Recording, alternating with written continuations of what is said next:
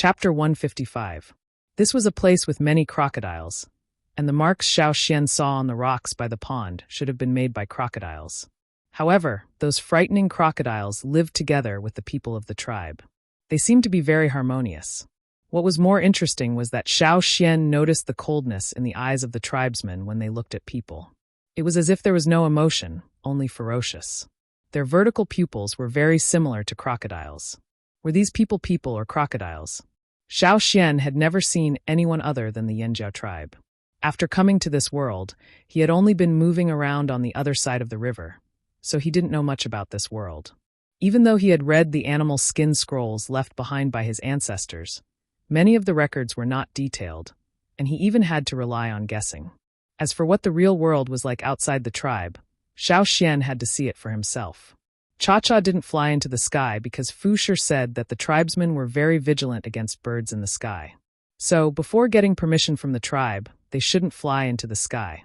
Otherwise, once they landed at a low altitude, they would be mercilessly attacked by the tribesmen. For this reason, Cha-Cha could only follow behind, step by step. Some of the small crocodiles resting on the steps or by the pond quickly climbed back into the water when Xiao Xian and Cha-Cha came over. They swung their tails hard and quickly sank into the pond.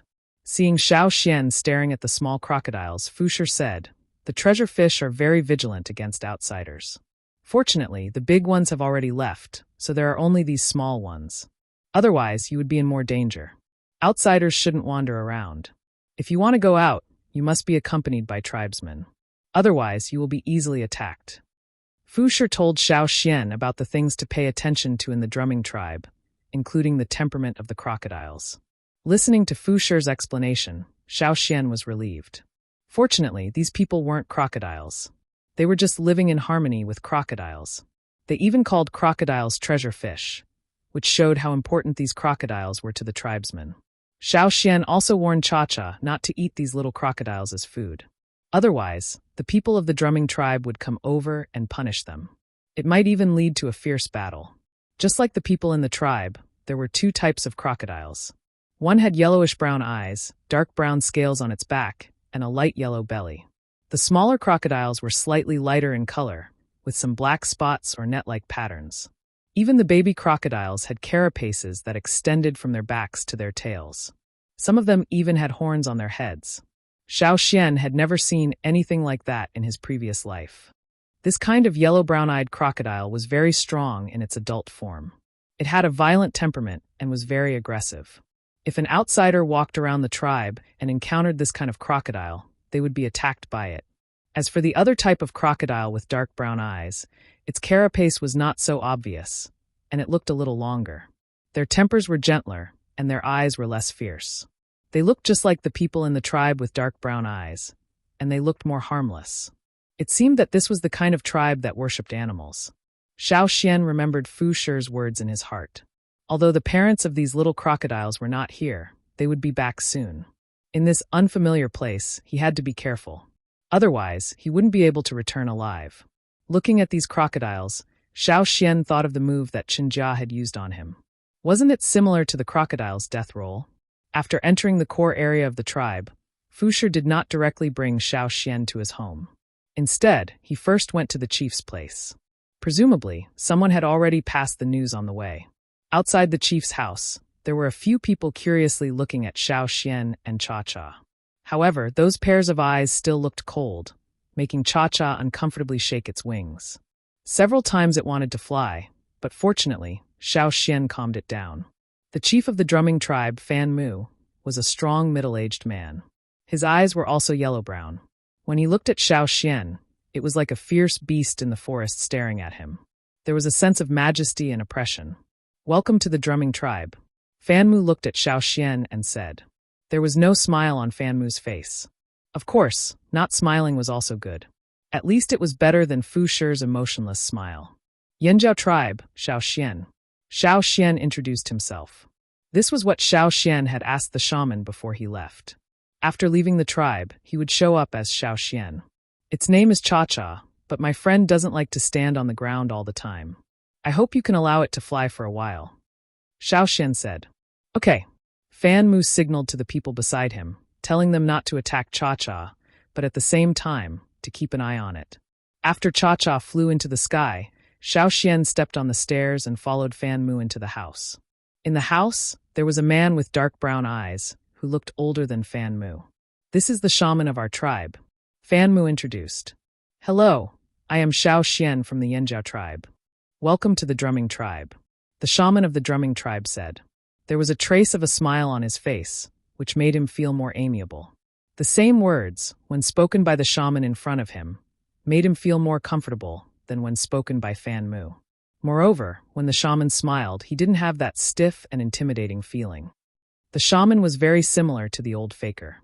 He looked approachable and easy to talk to, but in fact, he was more cunning than anyone else. No matter what Xiao Xian thought in his heart, he still showed a reserved smile on his face, fully playing the role of a newcomer who left the tribe for the first time. Fu Shi, who led Xiao Xian here, was also called in by Fan Mu and told him what happened when he met Xiao Xian. Xiao Xian added some things that Fu Shi couldn't explain clearly. Hearing that Xiao Xian had stayed on the river for more than 20 days, Fan Mu and the shaman's expressions changed. "How did you stay on the river for more than 20 days? The shaman asked. "Boat, oars, and cha-cha." Xiao Xian told them some things he saw on the river, and some strange and dangerous phenomena, but he didn't mention the sail. Having a boat and an eagle pulling the boat was enough. With Xiao Xian's narration, Fan Mu and the shaman's expressions gradually eased. Obviously, they knew something about the river, and knew that Xiao Xian wasn't lying. Moreover, in their opinion, Xiao Xian was really lucky to come out of such a dangerous situation safely. However, the cha-cha also contributed a lot. If they also had such a bird that could pull the boat, they should be able to go further, right? I remember that wooden boats will sink when they are far away from the river bank. Why didn't yours? Fan Mu stared at Xiao Xian and asked, "Won't the wood sink when you reach the river bank? In our tribe, even on the shore, once the wood enters the water, it will soon be dragged to the bottom of the river. Our tribe has a treasure fish," Fu Shi said proudly. Because there were many crocodiles near the river bank, there were few other creatures, so the wood thrown into the water wouldn't be dragged down by the insects that gnawed on the wood. "Then how did you do it?" Fan Mu asked. "Because it was the rainy season in our tribe. After the rainy season, there were no insects in the river, so the boat could go into the river. When the water level rose again, the insects would come back." "How could that be?" Xiao Xian's words surprised several people in the room. "Our tribe's shaman asked me to take this with me." Xiao Xian took out the stone with the tribe's two-horn totem pattern and handed it to the shaman of the drumming tribe in front of him. The totem pattern drawn by the shaman was special. As a shaman, he could feel the totem power used when drawing it, as well as the emotions the shaman wanted to express. It was indeed friendly and warm. "Cha-Cha also has it." Xiao Xian walked to the door and whistled. The walkway outside the chief's house was much wider than others, and the planks were very strong. Cha-Cha landed on the walkway outside the house. The shaman of the drumming tribe carefully looked at the totem pattern on Cha-Cha's feet and confirmed what Xiao Xian said just now. This bird was also blessed by the Yanjiao tribe's shaman. People or things that could be blessed by the tribe's shaman were all valued by the tribe. It was also hard to fake. Moving his hand away from Cha-Cha's claws, the shaman nodded to the chief Fan Mu. The chief's cold eyes softened a little. After talking for a while, the shaman and the chief's suspicions about Xiao Xian had been greatly reduced. They had never heard of the Yanjiao tribe, but after talking, the shaman of the drumming tribe took the initiative to express his sincere enthusiasm. Hearing that it was Xiao Xian's first time out of the tribe, the shaman suggested that Xiao Xian stay for a while.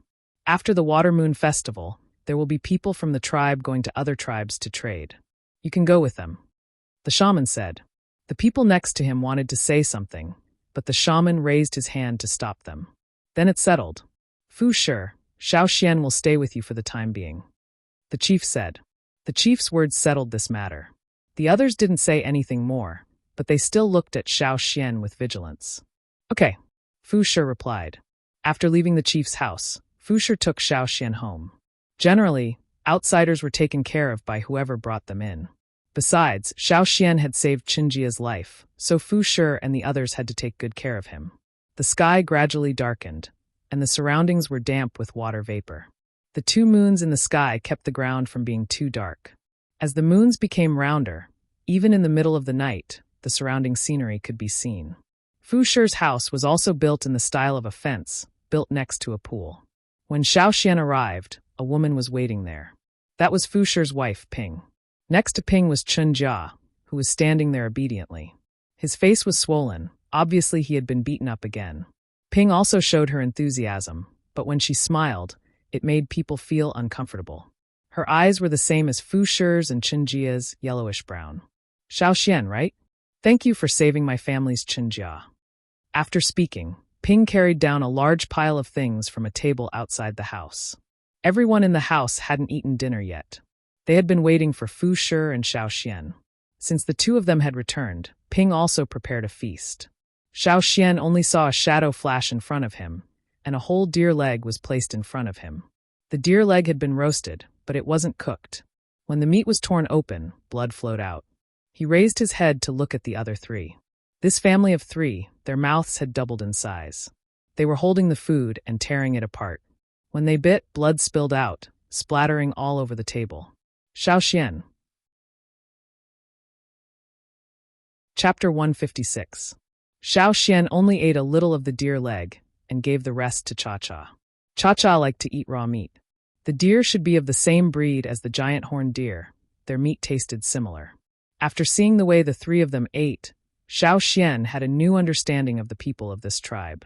At night, Cha-Cha found a big tree outside and slept while standing on it. Xiao Xian slept in Chun Jia's room, while Chun Jia slept with his parents. The people of the drumming tribe did not put animal skins in their houses during this season.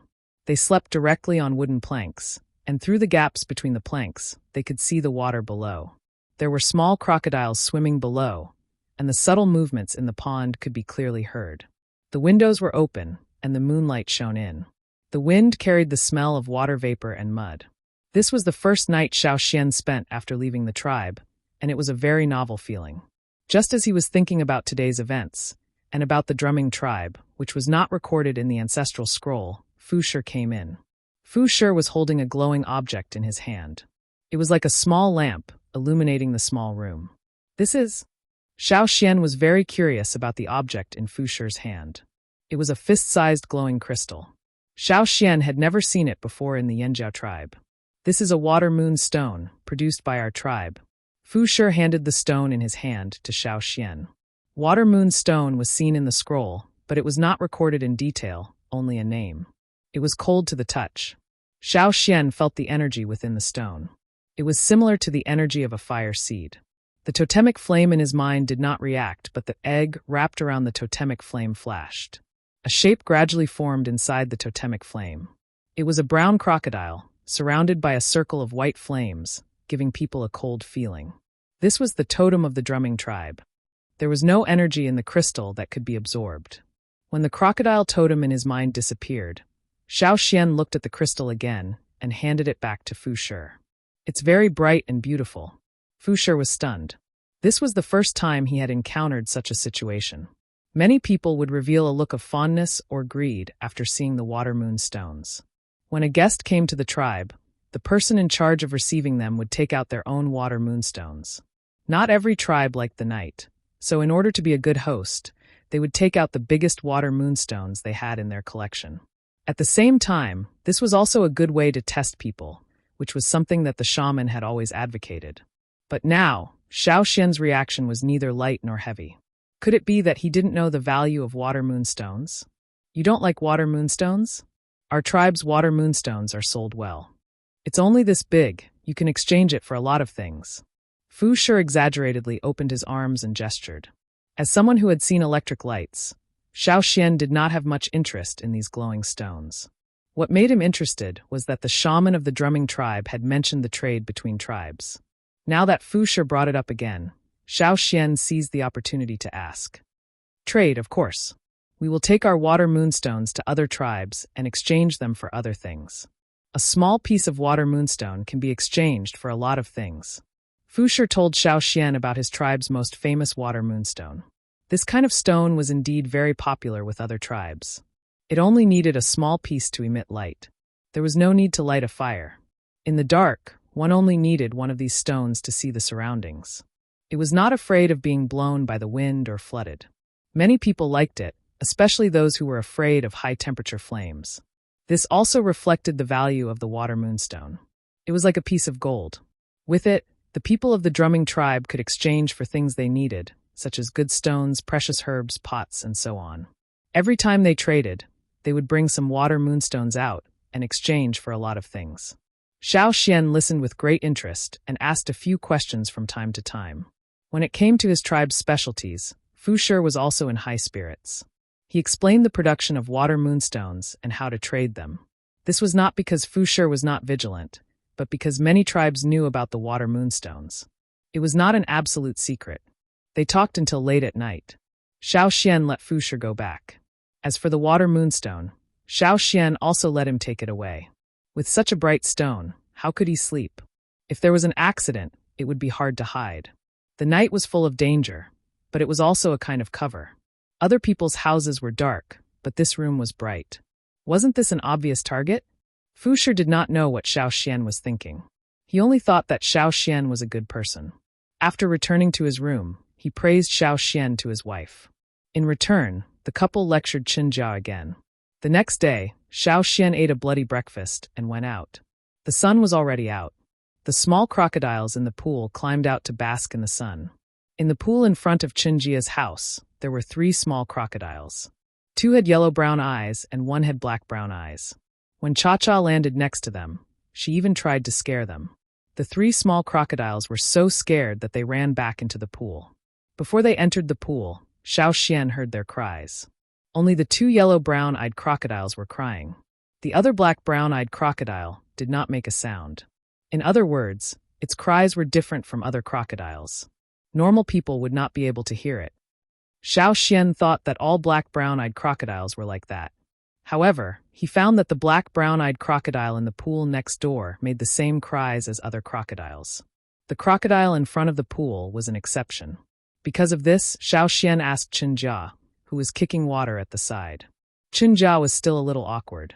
His father said that Xiao Xian really did not know anything.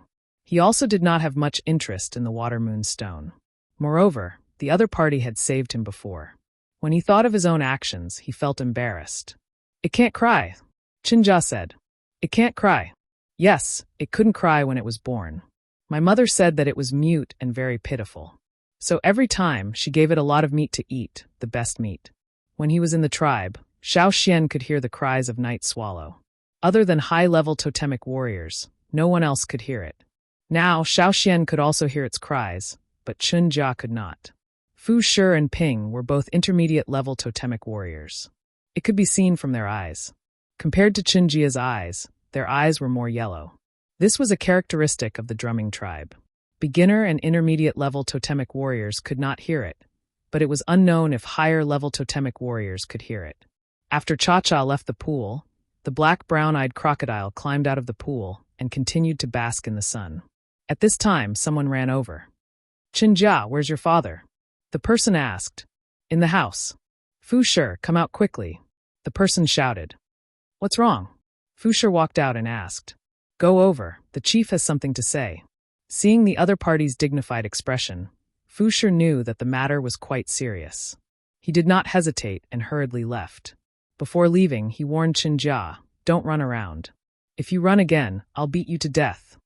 Qinjia's mouth twitched, and he reluctantly replied with an N. Ping was not at home, so there was only Xiao Xian and Qinjia here. Xiao Xian looked at the surrounding families. People were all called out, so something big must have happened.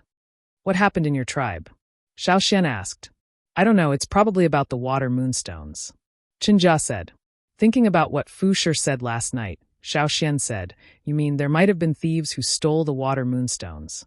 Yes, every year at this time, there would be people from the tribe who would come and steal the water moonstones when they come out. Mentioning the water moonstones, Qinjia gnashed his teeth. The stolen water moonstones could be exchanged for a lot of things. Who came to steal the water moonstones? Xiao Xian asked. Many other tribes and maybe even thieves. Every time thieves appear, a lot of water moonstones are stolen. They deserve to die the most. In the afternoon, Fu Shi hurried back with some stone tools and warned Xiao Xian and Qinjia not to run around. Someone in the tribe discovered the drumming tribe. The tribe's defense has been strengthened. Tonight, I'll be in charge of guarding, so I won't be coming back. Don't go out. Finishing his words, Fu Shi hurriedly left. The people in the surrounding houses were like Fu Shi, taking their tools and hurrying out. Every one of them had a dignified expression, their eyes filled with killing intent. Waiting for Fu Shi to leave, Xiao Xian asked Chen Jia, "What are the drumming tribe people like?" Chen Jia showed a rare expression of fear and resentment. "The drumming tribe people are crazy. In order to achieve their goals, they will do anything. They are not afraid of death. They are very fast." Listening to Chen Jia's somewhat messy explanation, Xiao Xian speculated that the drumming tribe people were similar to death warriors. In their eyes, there was only the goal, nothing else was important. They were really a group of lunatics. This group of lunatics was not close to the drumming tribe, so they did not appear often. However, every time they appeared, they would set off a reign of terror. And this time, the drumming tribe's goal was most likely to be the water moonstones. Because the drumming tribe had been discovered, everyone was very nervous. Even during dinner, their appetite had decreased. Ping and Chen Jia did not eat much. After eating, Ping went to deliver food to Fu Shi, telling Chen Jia to stay at home obediently. However, Chen Jia was not a person who would wait at home. When other companions came to look for him, he would leave with them to discuss their own plans. Thus, the only one left in the house was Xiao Xian. The sky had not completely darkened yet. Xiao Xian sat on a wooden plank beside the house. Sitting on it, his legs hung down, allowing him to directly reach into the water. The water rippled, and a figure swam towards Xiao Xian. It was the small crocodile with dark brown eyes. After it swam over, it looked at Xiao Xian. It seemed to be very curious about Xiao Xian, and did not show any signs of fear. After thinking for a while, Xiao Xian reached out his hand and picked up the small crocodile. It had webbed toes, and compared to the other two, it was slimmer. Just now, when he saw it crawl and swim, it was very agile. Other than its cries that could not be heard, it was completely healthy. After being caught, the small crocodile did not run away. It obediently stayed in Xiao Xian's hand. Its temper was indeed much gentler than the one with dark brown eyes. Xiao Xian thought. After observing it for a while, Xiao Xian put it back into the water. Chapter 157. That night, Ping and Chen Jia did not return. Fu Shi needed to continue guarding, and would not return for the whole night. After Cha-Cha threw down a deer he caught from God knows where, he found a tree to eat and rest. Xiao Xian was the only one in the house.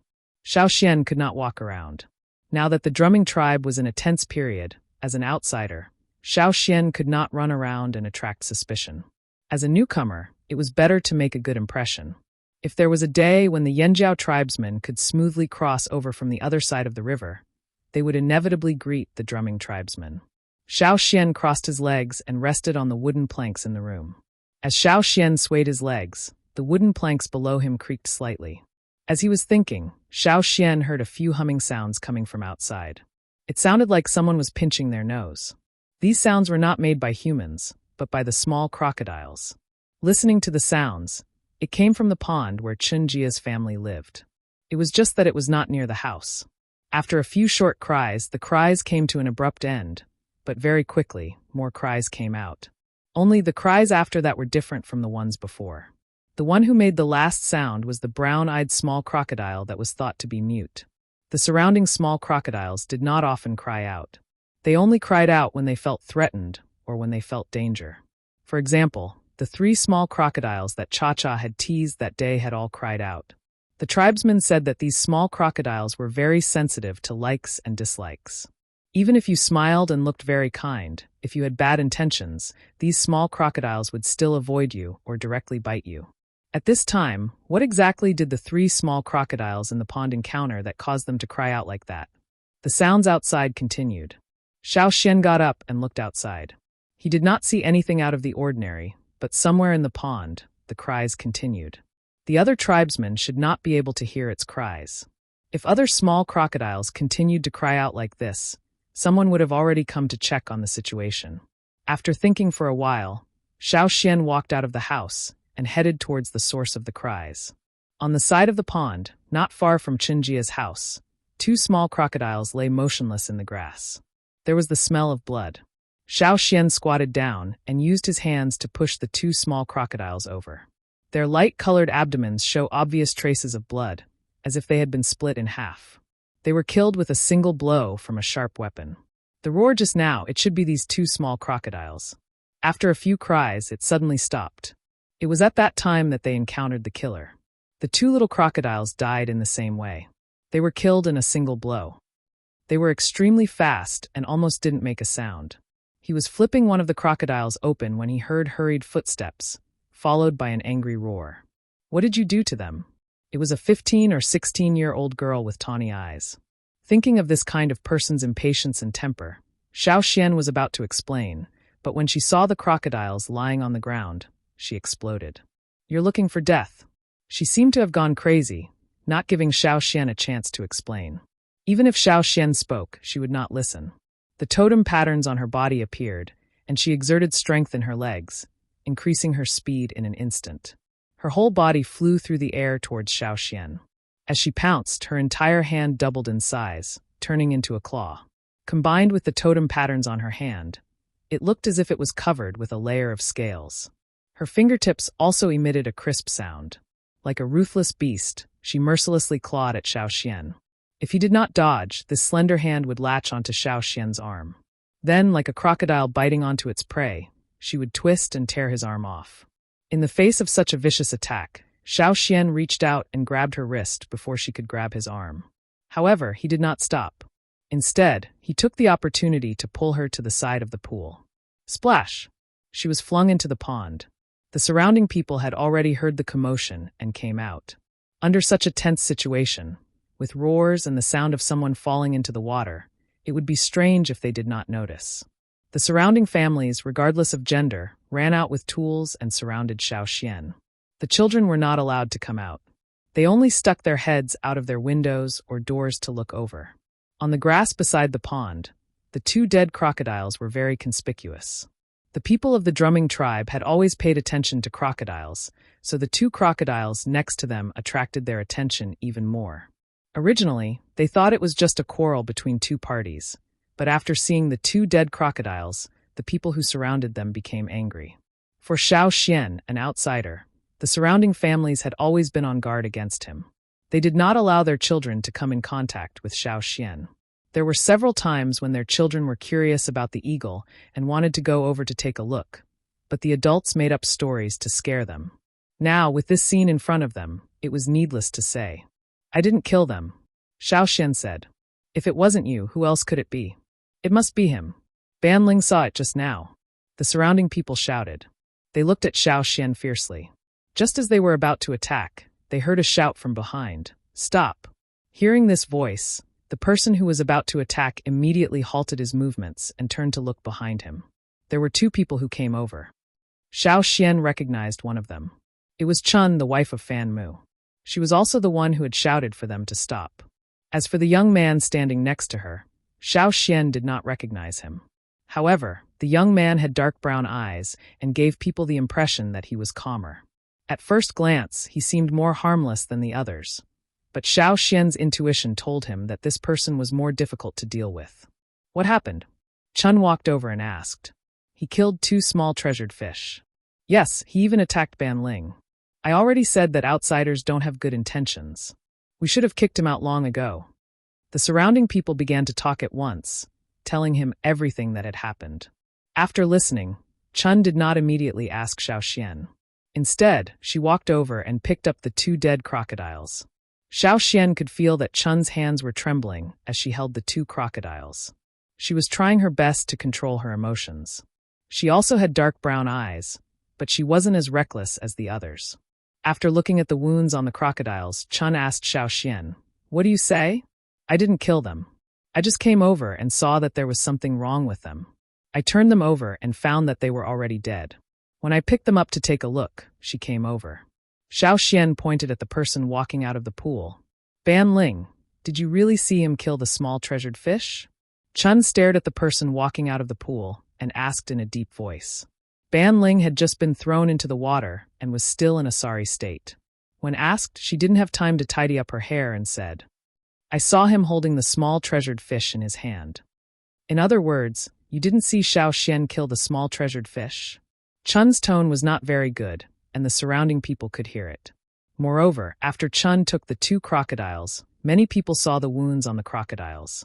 They knew that they were killed by a sharp weapon. Xiao Xian didn't have such a weapon on him. Perhaps they really had wrongly accused him. Thinking of their actions just now, the people surrounding Xiao Xian all retreated in embarrassment. The people who had shouted especially loudly now wished they could bury their heads in their pants to reduce their presence. But there were also some people who were unconvinced. They felt that judging Xiao Xian wasn't the murderer based on a single wound was too arbitrary. Perhaps Xiao Xian was still hiding some secrets? Thinking of this, they took a step forward and were about to say something when they saw Xiao Xian turn around and walk towards the pool. The surrounding people of the drumming tribe were very curious about Xiao Xian's reaction. What was he doing? Xiao Xian walked to the side of the pool, but he didn't enter it. Instead, he stretched out his hand to the side. Soon, the water rippled and a small figure came out of it. It turned out that there was a small hole there, and it was hiding in it. After swimming out, the small crocodile directly climbed onto Xiao Xian's hand. It was actually crying out, but no one could hear it, including the tribe's senior totemic warrior, Chun. Seeing the small crocodile in Xiao Xian's hand, the person who had stepped forward and wanted to argue retracted his leg. If Xiao Xian was the murderer, this small crocodile wouldn't have acted like this. The people of the drumming tribe didn't believe in Xiao Xian, but they believed in their tribe's treasured fish. Ban Ling. Chun glared. Thinking about what Ban Ling had done, Chun couldn't help but feel angry. The tribe's reputation was already bad enough, but this group of people kept on offending people. Yesterday, Chun Jia had attacked his savior, and now, Ban Ling was attacking people without even knowing the truth. The shamaness and chief were doing their best to salvage the drumming tribe's bad reputation. Outsiders who knew about the drumming tribe were already on guard against them, and it was difficult to form good relations with them. Now that there was an outsider who had never heard of the drumming tribe, the shamaness and chief wanted to keep him here and let Xiao Xian see the good side of the drumming tribe. They also wanted him to know that the people of the drumming tribe weren't as bad as outsiders thought. The result? She was really angry. Fortunately, Xiao Xian's strength wasn't bad, otherwise Ban Ling, who had been baring her fangs and brandishing her claws at Xiao Xian, was completely listless. Chun's roar made her shoulders tremble, and she took small steps forward, completely losing her previous momentum. Sorry. Ban Ling apologized to Xiao Xian, her voice sounding as if she was about to cry. Xiao Xian, right? I'm sorry, but just treat what I said as if it was eaten by the fish. Don't take it seriously. The one who spoke the loudest just now was the one who spoke the loudest. Perhaps he still felt sorry for Xiao Xian, so he turned around and ran home. After a while, he carried a bloody cow leg and stuffed it into Xiao Xian's hand as an apology. Seeing this, the others also wanted to follow suit. At this time, the person standing beside Chun said, "Mother, the most important thing now is to find the person who killed the fish." Saying this, he looked at the others, his dark brown eyes calmly sweeping the surroundings. Xiao Xian is our tribe's guest. In the future, if anyone dares to make a move without clarifying the situation, come find me. Xiao Xian discovered that after the youth finished speaking, the surrounding people were trembling. They were even more afraid than when Chun had scolded them. Chapter 158. What's wrong? Ping had gone to deliver food to Fu Shi and talked to the guards for a while. She had just returned, but before she entered the house, she saw people surrounding the pond and quickly walked over. Ping, 2 treasured fish were killed here. A woman with a loud voice said. Ping was shocked. After hearing the details, she wanted to tear the murderer into pieces. Unfortunately, the murderer was still unknown. When she heard that Xiao Xian was misunderstood again, she was very dissatisfied. Xiao Xian is a good person. He doesn't even want my water moon stone. What? There was actually someone who didn't like the water moon stone. The surrounding people suddenly felt that Xiao Xian was too safe. Those who wanted to steal the water moonstones in their tribe were not good people. Compared to them, Xiao Xian was an outsider who was not interested in the water moonstones. Everyone suddenly felt more comfortable around him. But thinking about it, how could Xiao Xian not like the water moonstone? It was such a good thing, why didn't he like it? Xiao Xian, the water moonstone is really good. You can exchange it for many things in other tribes. Yes, Xiao Xian, it must be because Fu Shi's water moonstone is small and dark. Maybe it's an old stone that has been there for a few years. Come to my house, our water moonstone is big and bright. We just fished it out last year. If it comes out this year, there will definitely be bigger ones. Come to my house. My water moonstone is big too. My daughter personally put it away last year. Oh right, my daughter is over there. She's very pretty. Xiao Xian, you will definitely like her. The auntie who spoke narrowed her eyes and pointed in the direction of her house. Xiao Xian looked in the direction the auntie was pointing at. There was a young lady standing on the steps of a house. At this moment, the lady was smiling at him with her mouth wide open from ear to ear. Probably because she had just eaten dinner, there were still traces of blood on her white teeth. It was really a big mouth. Haha. Xiao Xian turned his head and smiled stiffly. Fortunately, this was not the time to talk too much. Chun took away the 2 dead crocodiles and told everyone to pay attention to the surroundings. Also, pay attention to the small crocodiles in the pools around their houses. Xiao Xian returned to the house covered in blood, holding the beef leg. Although he had been wrong twice, he really didn't know what to do with this group of people. After all, he wasn't injured. Moreover, Xiao Xian wanted to follow them to learn more about other tribes. Now that the drumming tribe also wanted to leave a good impression on them, Xiao Xian wouldn't quarrel with them because of this. Ping looked at the baby crocodile in Xiao Xian's hand and felt sad. She had watched them break out of their shells. When they broke out of their shells, because the big crocodile had already left, she had personally helped them break out of their shells. Many people in the drumming tribe were rash and irritable, but they were also easily emotional. When they were emotional, they would talk a lot. After Ping returned, she told Xiao Xian a lot about the little crocodiles. The current batch of crocodiles in the tribe were not born during the breeding season, so they were in the minority. Without the protection of the big crocodiles, these little crocodiles were easily harmed. Therefore, every year, the people in the tribe would take special care of these little crocodiles. Generally speaking, the big crocodiles that had left would return here after the 2 moons overlapped and the river rose again. They would then lay eggs and hatch their young. At that time, a large number of baby crocodiles would be born. Seeing that only one of the 3 little crocodiles was left, Ping started crying as she spoke. At this time, Chinjia also returned home. To distract Ping, Xiao Xian brought the brown-eyed baby crocodile back to the room. Now that he had calmed down, he carefully recalled the movements he had heard before, as well as the details he saw when he walked to the pool. Although this was not the core area of the drumming tribe, there were still many houses.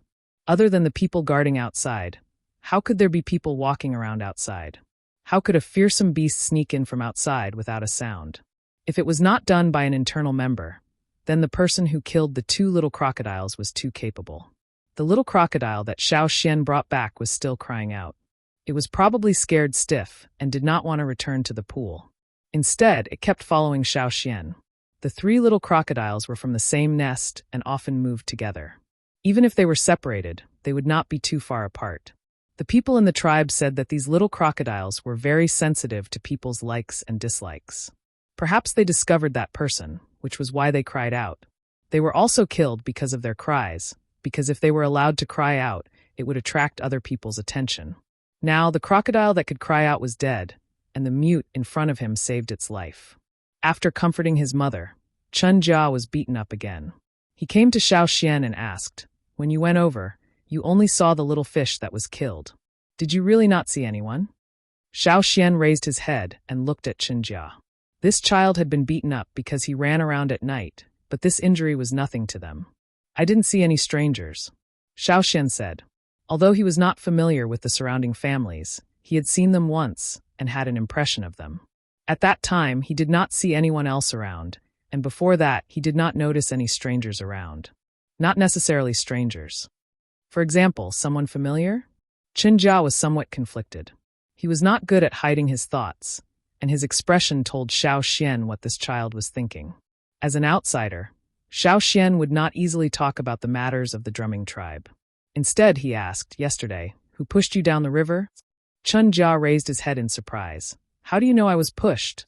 After coming back, he only told others that he accidentally fell down, but did not tell anyone the truth. "I guessed," Xiao Xian said. Although Chun Jia looked unreliable from many details, this child was still very cautious.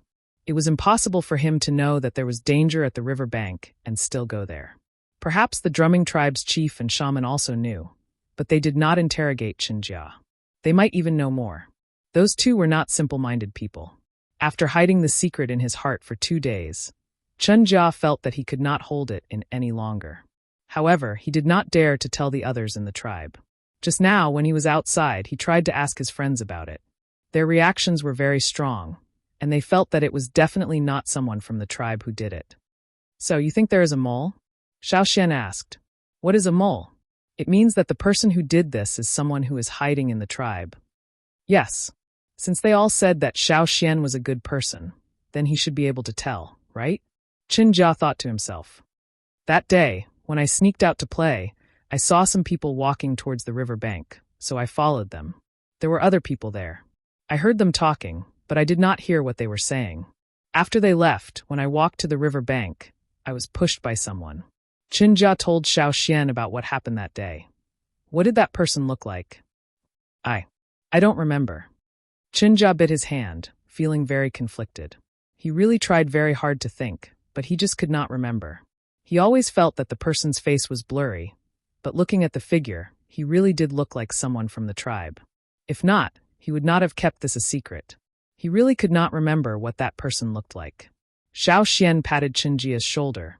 If you don't remember, then forget it. Also, don't tell anyone about this. Even if you do, you have to find someone you absolutely trust. For example, your parents. If that mole knows that you know a lot of things, you might end up like the 2 little treasured fish that were killed tonight. Why? Chen Jia's face was full of fear. Because they can cry. Xiao Xian also touched the mute little crocodile in his hand.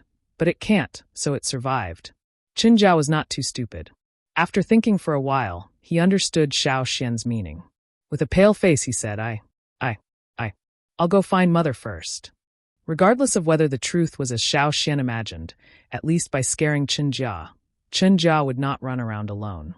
Otherwise, there was a real possibility that he would be killed. When there are many tribes, it is easy to get chaotic. Don't you think so? Xiao Xian tore off a piece of meat and put it in front of the little crocodile's mouth. The teeth of crocodiles belong to the truncated tooth type. They can't directly bite off a piece of meat like cats, so they have to roll or sway to bite off the meat. This is the familiar death roll and sway dance of the crocodile. Seeing the little crocodile roll around after biting the meat, Xiao Xian thought of the people in the tribe, as well as Caesar and the others. He wondered how they were doing now. When he left the tribe, he didn't think so, but now he missed them. He remembered that on the day he left, Xiao Xian wanted to tell the shaman and old Kunat to worry. In the end, he only said 2 words before they beat him up with their crutches. Thinking of this, Xiao Xian couldn't help but laugh. The moonlight outside the window was even brighter than last night. Soon, it would be the day when the 2 moons overlapped. If he wanted to go back, he would have to wait at least a year. In the next few days, the tribe was very peaceful. There were no more abnormal situations, but Fu Shi and the other tribe guards were even more vigilant. The day when the 2 moons overlapped was one of the most important days of the year. Other than the sacrificial ceremony, it was also one of the most important days. They called it the Water Moon Festival. In the drumming tribe, there was a small river winding around the tribe. The people of the drumming tribe called it the Water Moon Path. Before and after the 2 moons overlapped, when the river level lowered, the Water Moon Path would be separated from the river. When the 2 moons overlapped in the night sky, every family of the drumming tribe would guard the path closest to their house, waiting for the water moonstones to appear so that they could go down to collect them. Even though Xiao Xian was curious about the production of the water moonstones, in order to avoid suspicion, he didn't take the initiative to follow them. However, Ping was very enthusiastic. It was probably because someone said that her family's water moonstones weren't good that night. She wanted to prove it in front of Xiao Xian, so she let Xiao Xian go with her. Fu Shi was responsible for guarding the path, so he didn't go with Ping and Chen Jia. My families will definitely be the best this year. Nonsense, my families is the best. You guys don't need to argue. In any case, the first place will definitely be my family. Before they even reached the Water Moon Path, a group of children had already started arguing. The tribe had given each family an area. When the time came to collect the water moonstones, they could only collect them in their own area. Whether they collected more or less, they had to bear the responsibility. It had nothing to do with others. Xiao Xian, Ping, and Chen Jia stood together. This was the area of Chen Jia's family. Looking at the muddy river in front of them, which was no more than 5 meters wide, It was hard to associate it with the name Water Moon Path. Xiao Xian was looking forward to what would happen next. Such a bright stone. How did it come out from this muddy river? The two moons overlapped more and more in the sky.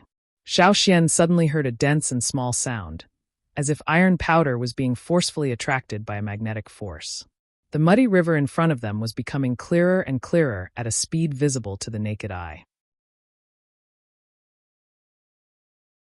Chapter 159. Ping and Chen Jia stood on the shore, waiting nervously. The amount of water moonstones they could produce in this section would determine whether they would be rich or poor in the coming days. If they could produce a lot of water moonstones, and each of them was big and bright, their family would be rich this year. When the trading day came, they could bring them out to exchange for a lot of things. However, if the stones they produced were small and small, then it would be hard. Whether they were poor or rich, it all depended on this part of the river. Xiao Xian felt that this method was very novel. Ping was already praying nervously. Chen Jia was also biting his hands.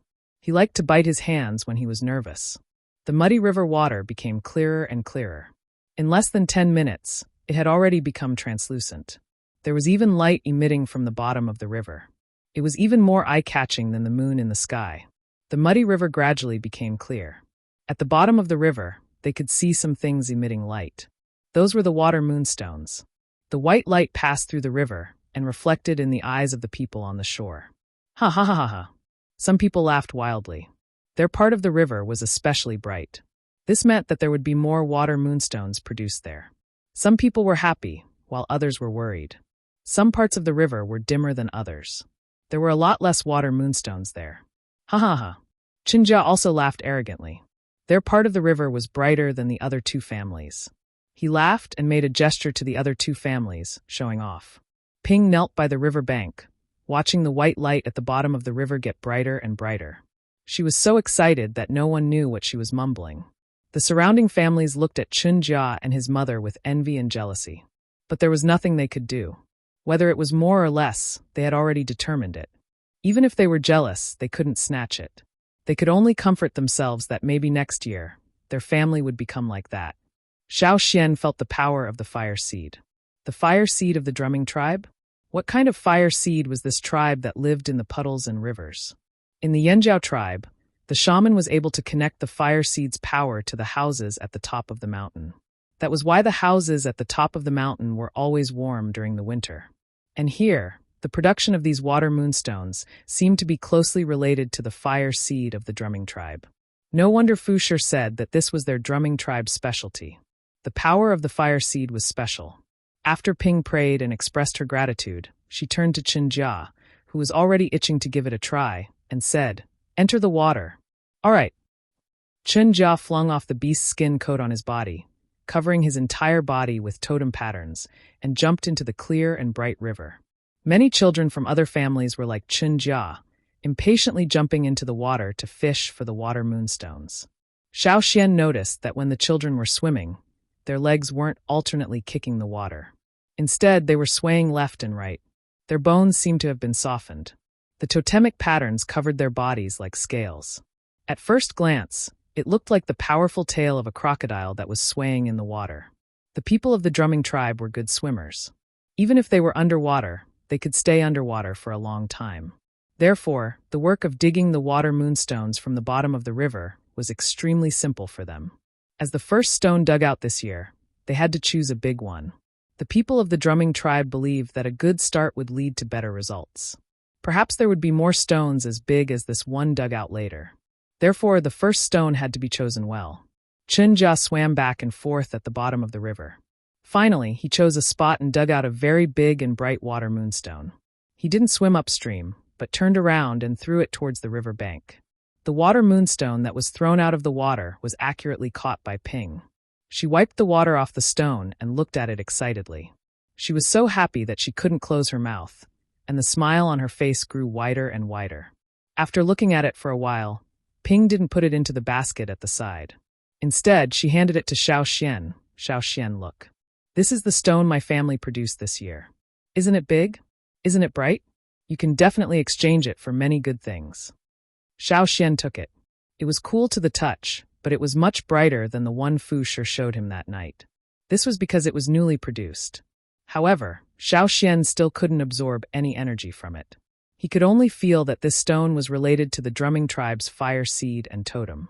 Other than the fire seed and totem, these stones were also closely related to the crocodiles that had followed the river downstream. According to the people of the drumming tribe, when the crocodiles returned, they would spit out some stones from their stomachs into the water-moon canal. These stones would eventually become water moonstones. Every year, after the water moonstones were picked out, new stones would enter, and the next year, new stones would be picked up. But without these crocodiles, there wouldn't be any water moonstones here. The people of the drumming tribe didn't know how many stones were spat out by the treasured fish, and which of these stones could become water moonstones. Even if it was artificially changed, the results would be different from what they expected. In the end, they could only pray to the totem, hoping for more gifts. This was also the main reason why the drumming tribe called the crocodiles the treasured fish. Xiao Xian had a classmate in his past life who also raised crocodiles. He also heard that his family's crocodiles ate stones, and the stones they ate were called stomach stones. They were used to help the crocodiles grind down food that was difficult to digest. He wondered if the stones the drumming tribe's crocodiles spat out in the Watermoon Canal were also used as stomach stones. Previously, the most turbid river in the entire tribe actually produced such bright water moonstones. What a magical place. After looking, Xiao Xian carefully placed the stone into a rattan basket at the side. Seeing Xiao Xian's actions, Ping's impression of Xiao Xian became even better. She fished out the newly placed stone and stuffed it into Xiao Xian's hands. Take it. When you go out in the future, you can use it to exchange for many good things. When you go to other tribes to exchange for things you want, you'll know how good water moonstones are. This was the feeling of becoming a nouveau riche. With such a big stone, giving it away didn't hurt at all. Ping didn't say much. After stuffing the stone into Xiao Xian's hands, she hurriedly went to receive the other stones that Chen Jia threw up. Thank you. Xiao Xian put the stone into the animal skin bag and helped Ping look after the rattan basket. Tonight, it was not a peaceful night. Danger was lurking. Not only Xiao Xian, but the people of the drumming tribe were also prepared. Every year at this time, many things would happen.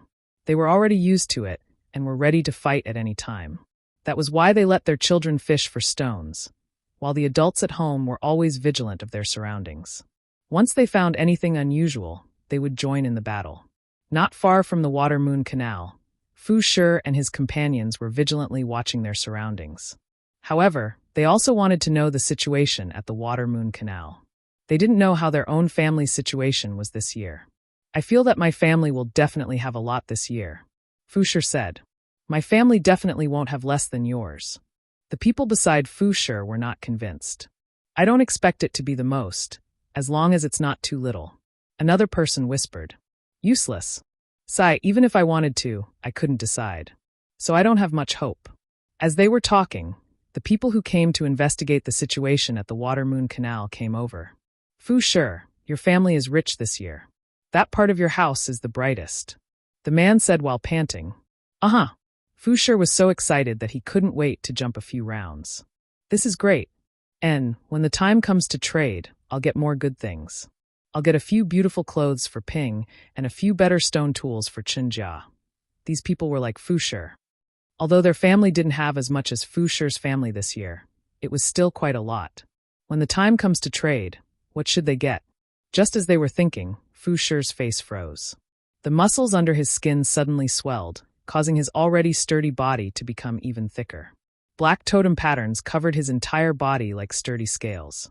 His legs instantly exploded with a powerful force, and he disappeared from the spot.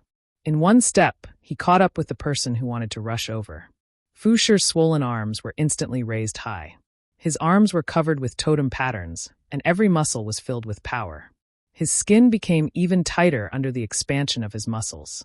His 5 fingers clenched into a fist, and he quickly smashed towards the person. Like a cannonball, his fist smashed onto the person's body. Bang! The person who was about to rush out was smashed to the ground with all his strength. Just as the first fist landed, the second fist followed. Ka! Fu Shi's fist directly smashed the other person's head. The person lying on the ground had different totem patterns from the drumming tribe. Because of the death of the main body, they quickly disappeared. The sound of Fu Shi's breathing was not the usual sound of wheezing, but a series of rough grunts. His pupils were like the tip of a sword, and some dense black patterns extended from there to the surroundings. His eyes flashed coldly. After killing one person, Fu Shi did not stop. The muscles in his legs suddenly swelled, and his originally low body suddenly fell to the ground. His palms and legs vigorously slammed the ground, and his body quickly pushed out, rushing towards another person. The wet, muddy water under his feet splashed everywhere. Competing with a crocodile in long-distance running was possible, but competing with it in an instant was difficult. The advantage of a crocodile was not speed, but reaction and explosive power. You might be able to outrun them, but the problem was whether they gave you a chance to run at the start of the race. Perhaps, before you could run, they had already bitten you. The people of the drumming tribe had many characteristics similar to crocodiles. They were strong, and their speed was not fast. But in an instant, their opponents would always be overwhelmed. Another person was clamped down by Fu Shi, and in the next moment, he was twisted in the middle. Just now, the two people who passed by were too fast, and did not give Fu Shi enough time to send a message to the others. Now, after dealing with two opponents in succession, Fu Shi took advantage of this gap and roared from his throat like an ancient beast. The roar passed through the wet area, through the forest, like a war knife, splitting the silence of the night. The moon in the sky shone brightly, but under the moonlight, the battle had already begun. Chapter 160. Fu Shi's roar made everyone understand that tonight's slaughter had already begun. The people guarding the outer perimeter had already started fighting with the invaders. Roars, collisions, and screams filled the air. At the same time, the people on the shore of the Water-Moon Canal also increased their speed. Since the battle on the outer perimeter had begun, the warriors there would naturally be strict defenses. However, no one knew if the defensive line would be broken through. Moreover, this time, the invaders were from the drumming tribe. These people were simply rushing to die, completely crazy. Take advantage of the fact that they haven't arrived yet. Hurry up and get the water moonstones. Saying this, Ping felt that Chenjiao alone was too slow. She looked at the bottom of the river where her family was, and then at the other families.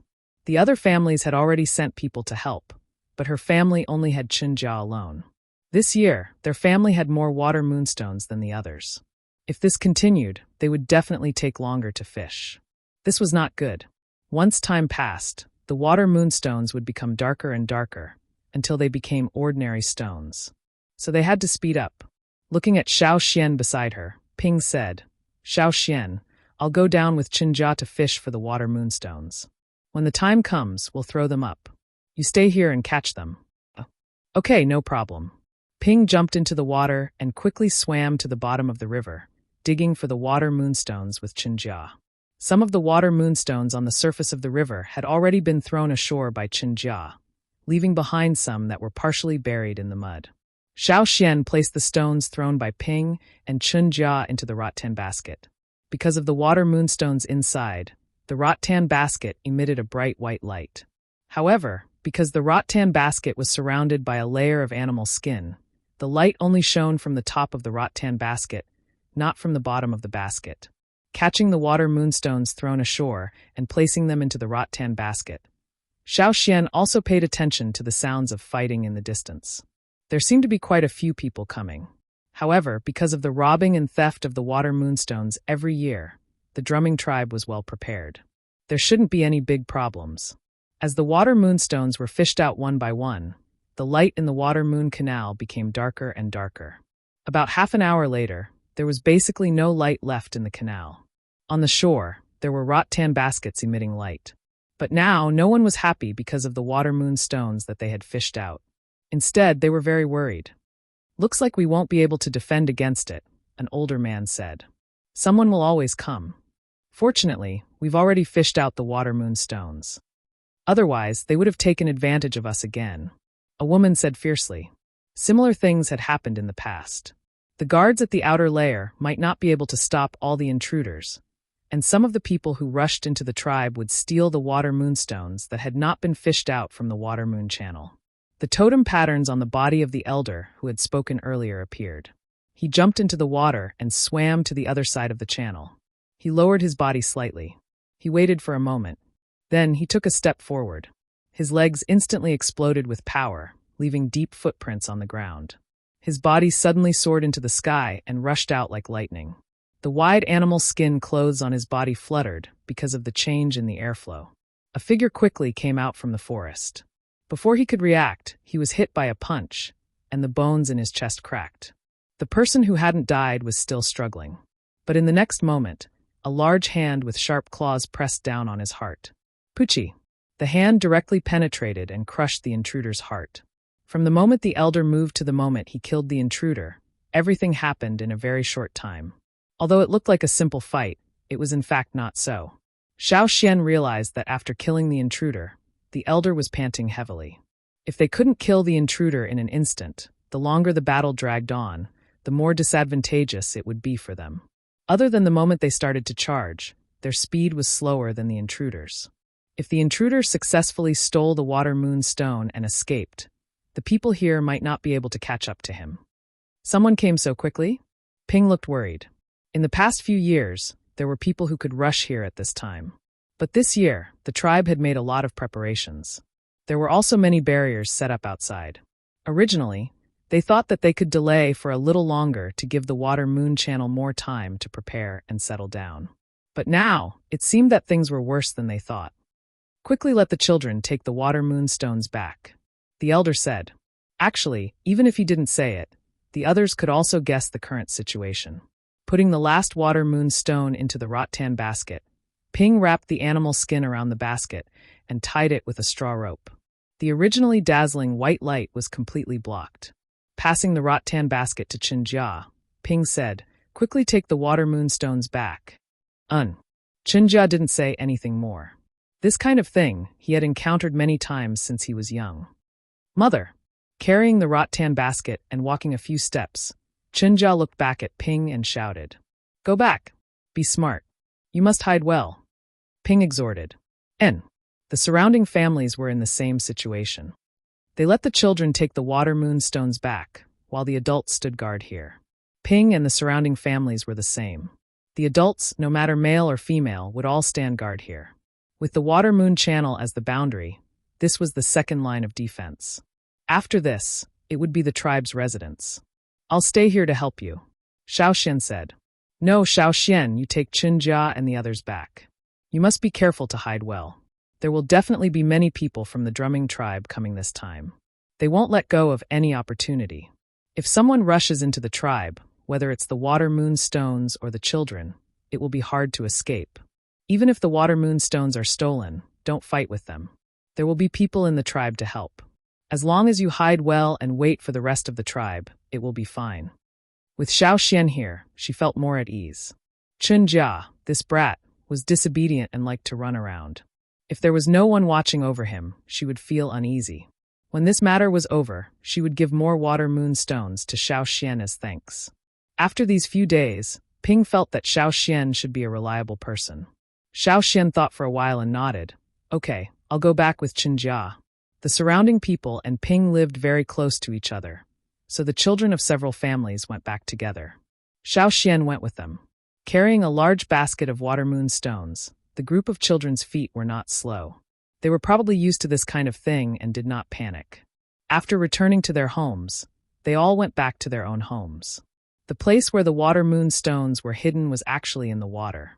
In the room where Fu Shi and Ping slept, Qinjia lifted up a few wooden planks and carefully placed the rattan basket down. Directly below was the pool. The water here was able to submerge the rattan basket. The murky water was able to hide the rattan basket very well. After placing the rattan basket down, Qinjia then remembered that there was an outsider here. He carefully raised his head to take a look, only to find that Xiao Xian was not paying attention to him at all. Instead, he was busy at the window. "What are you doing?" Qinjia asked. "Just in case, adding a layer of protection," Xiao Xian replied. When Qinjia came over, Xiao Xian had already finished dealing with the matter. The windows of the drumming tribe were relatively large. Every bedroom had a large window. Most of the time, they would use the window as a door, directly entering and exiting through the window. Therefore, after closing the door, the window was the only way in and out. Qinjia looked at the window and did not find anything special. Just as he was about to reach out and touch the window frame, he he was stopped by Xiao Xian. Your mother told you to hide well. Xiao Xian said. Chen Jia bit his hand in annoyance. No need to hide, I didn't hide before. I'll just wait here. He originally wanted to lean against the window and take a look outside, but when he thought of Xiao Xian's actions just now, he held back and sat there, continuing to bite his hand. He heard that this time it would be even more dangerous. He did not know if anything would happen to his father and mother. In the past, his grandparents had lost their lives in this kind of attack. Xiao Xian glanced at Chen Jia. If you want to hide, will you also hide in the pool? Yes. There's a hole in the pool where you can hide. There was no air in the hole under the pool. Only the drumming tribe, who were good at swimming, could hold their breath for a long time. Others could not do what they did. Outside, there were small crocodiles calling out. They were from the other pools. Probably because they felt uneasy, they kept calling out. This included the brown-eyed crocodile in Chen Jia's family pool. Xiao Xian looked outside and did not see any intruders. There was not even a person walking around. Everyone stayed in their own houses with their doors tightly shut. No one went out. You wait here, I'll go out and take a look, Xiao Xian said. After taking 2 steps, he turned around and said, Don't touch the window. If you want to hide, you can enter the pool from under the wooden planks. Remember, if anyone comes to call you, don't come out of the window. Stand as far away from the window as possible. I know, Chen Jia replied. Xiao Xian jumped out of the window without touching the frame at all. Compared to the fighting outside the tribe, the residential area was much quieter. Of course, that was on the premise that there were no crocodiles calling out. But because of the crocodiles calling out in the pool, it made people feel more nervous and full of danger. The mute crocodile had already climbed out of the pool and was with the other crocodiles in the pool. Sensing Xiao Xian's arrival, it broke away from its small group and headed towards Xiao Xian. On the other side, Chen Jia, who was staying in the house, was worried about his parents' situation. Suddenly, he heard someone calling his name from outside. Chen Jia, are you home? The voice was very familiar. It sounded like someone from the tribe.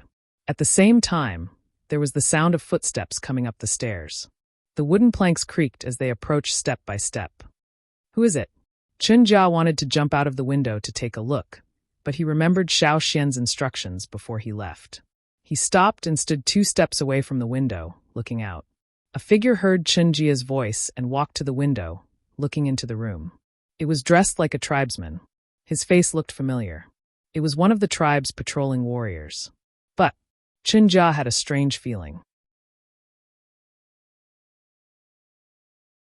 Chapter 161. What's the matter? Chen Jia did not immediately walk over, but stood still and asked. The chief asked me to bring you all over. This time, the drumming tribe has sent many people, so it's not safe for you all to stay here. The other party said. Seeing that Chen Jia was still doubtful, the man took out a square bone plate with the drumming tribe's totem pattern on it. Here, it was equivalent to the chief's command and was a proof. Seeing the bone plate, Chen Jia's heart relaxed slightly. Then what about my family's water moonstones? Chen Jia asked again. Bring them along. If we leave them here, they will find us. The man said. Okay. Chen Jia did not think that the chief would be greedy for his family's water moonstones. If he could bring the water moonstones to the central area, it would be much safer. Suppressing the strange feeling in his heart, Chen Jia removed the wooden plank and pulled out the rattan basket filled with water moonstones from the water. Carrying it, he walked towards the window. As he walked, he asked, Has Tail and the others all gone over? Tail was a nearby child about the same age as Chen Jia. They often played together. Because his hair was tied up in a bundle and was somewhat stiff, looking like a crocodile's tail, everyone gave him such a name. Yes, they're waiting at the edge of the forest. You'll see them soon. As the man spoke, he looked around. There were people in the other houses looking in this direction. He waved his hand. You all come out too, let's leave together. Okay, the people on the other side replied. Hearing that many people he knew were here, Chen Jia's heart was happy. Hugging the rattan basket, he planned to climb out of the window. But in the next moment, he remembered Xiao Xian's warning. Xiao Xian said, Don't leave the window if anyone comes over. Then should he leave or not? Thus, when he was half a step away from the window, Chen Jia stopped and looked at the person standing outside. Because of the moonlight, half of the person's face was covered in shadows. His eyes were brown and yellow, the eyes of the drumming tribe. But it was strange. Why did this person's face become more and more blurred? His face was blurred? Chinjia was startled. Looking at the person outside the window, his face showed vigilance. What's wrong? Come out quickly, everyone is waiting. The man urged. Not only did Chinjia not move forward, he quickly retreated a few steps, still vigilantly staring at the person in front of the window. He was suspicious of the person in front of him, but when he thought about the domino he had taken out, it was indeed given to him by the leader. Should he give it out or not? Seeing that Chinjia did not move, the person waiting outside the window scolded him, but Chinjia still did not move forward.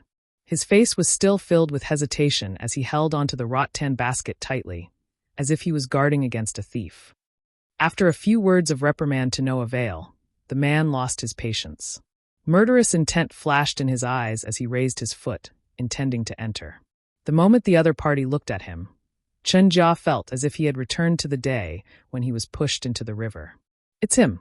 It was the person in front of him. Chinjia's heart was as cold as ice. He wanted to escape, but he couldn't. Just as he was about to shout and expose this person, he was stunned by the scene in front of him. The other party leaped up and stepped on the windowsill. With just a light jump, he would be able to enter the house. However, the moment he stepped on the windowsill, a rapid buzzing sound rang out. The person who was about to jump through the window paused. His feet and some parts of his body were tied up by thin threads. It was these threads that caused his movements to stop for a moment. What's going on? Why is there such a thing at the window? Before he had time to wonder, a stone knife pierced his abdomen from behind. Pooh! Under the moonlight, dark blood dripped from the knife. He turned his head, only to find that the person he thought had left was actually standing behind him without a sound. Previously, when he quietly came over, he saw Chinjia and Xiao Xian, who entered the house together with Chinjia. However, he did not know Xiao Xian's strength, so he hesitated whether or not he should act according to plan. Xiao Xian's departure was exactly what he wanted. Once he saw Xiao Xian leave, he came over. He originally thought that Chinjia, this idiot, would be tricked out quickly, but who would have thought that such a thing would happen? Xiao Xian threw the incapacitated person to the side and looked at the dumbstruck Chinjia in the room. Are you all right? I'm fine, I can now. Chinjia looked at the window, his mind still replaying the moment just now. In the blink of an eye, that person was tied up. No wonder Xiao Xian did not allow him to touch the window. You can now, Xiao Xian said. Chinjia put down the rattan basket, climbed out of the window, and looked at the person who was thrown to the side. Tied up by thin threads and stabbed with a knife, although he was not dead, he was no longer a threat. You knew that someone would come? Chinjia asked Xiao Xian. I guessed. At this time, the people who were excitedly packing up saw the situation in front of them, and were all frightened. What happened? Chinjia, you killed your own people. He just said that he would bring us to the chief. Chinjia, didn't you hear him? Someone said with dissatisfaction.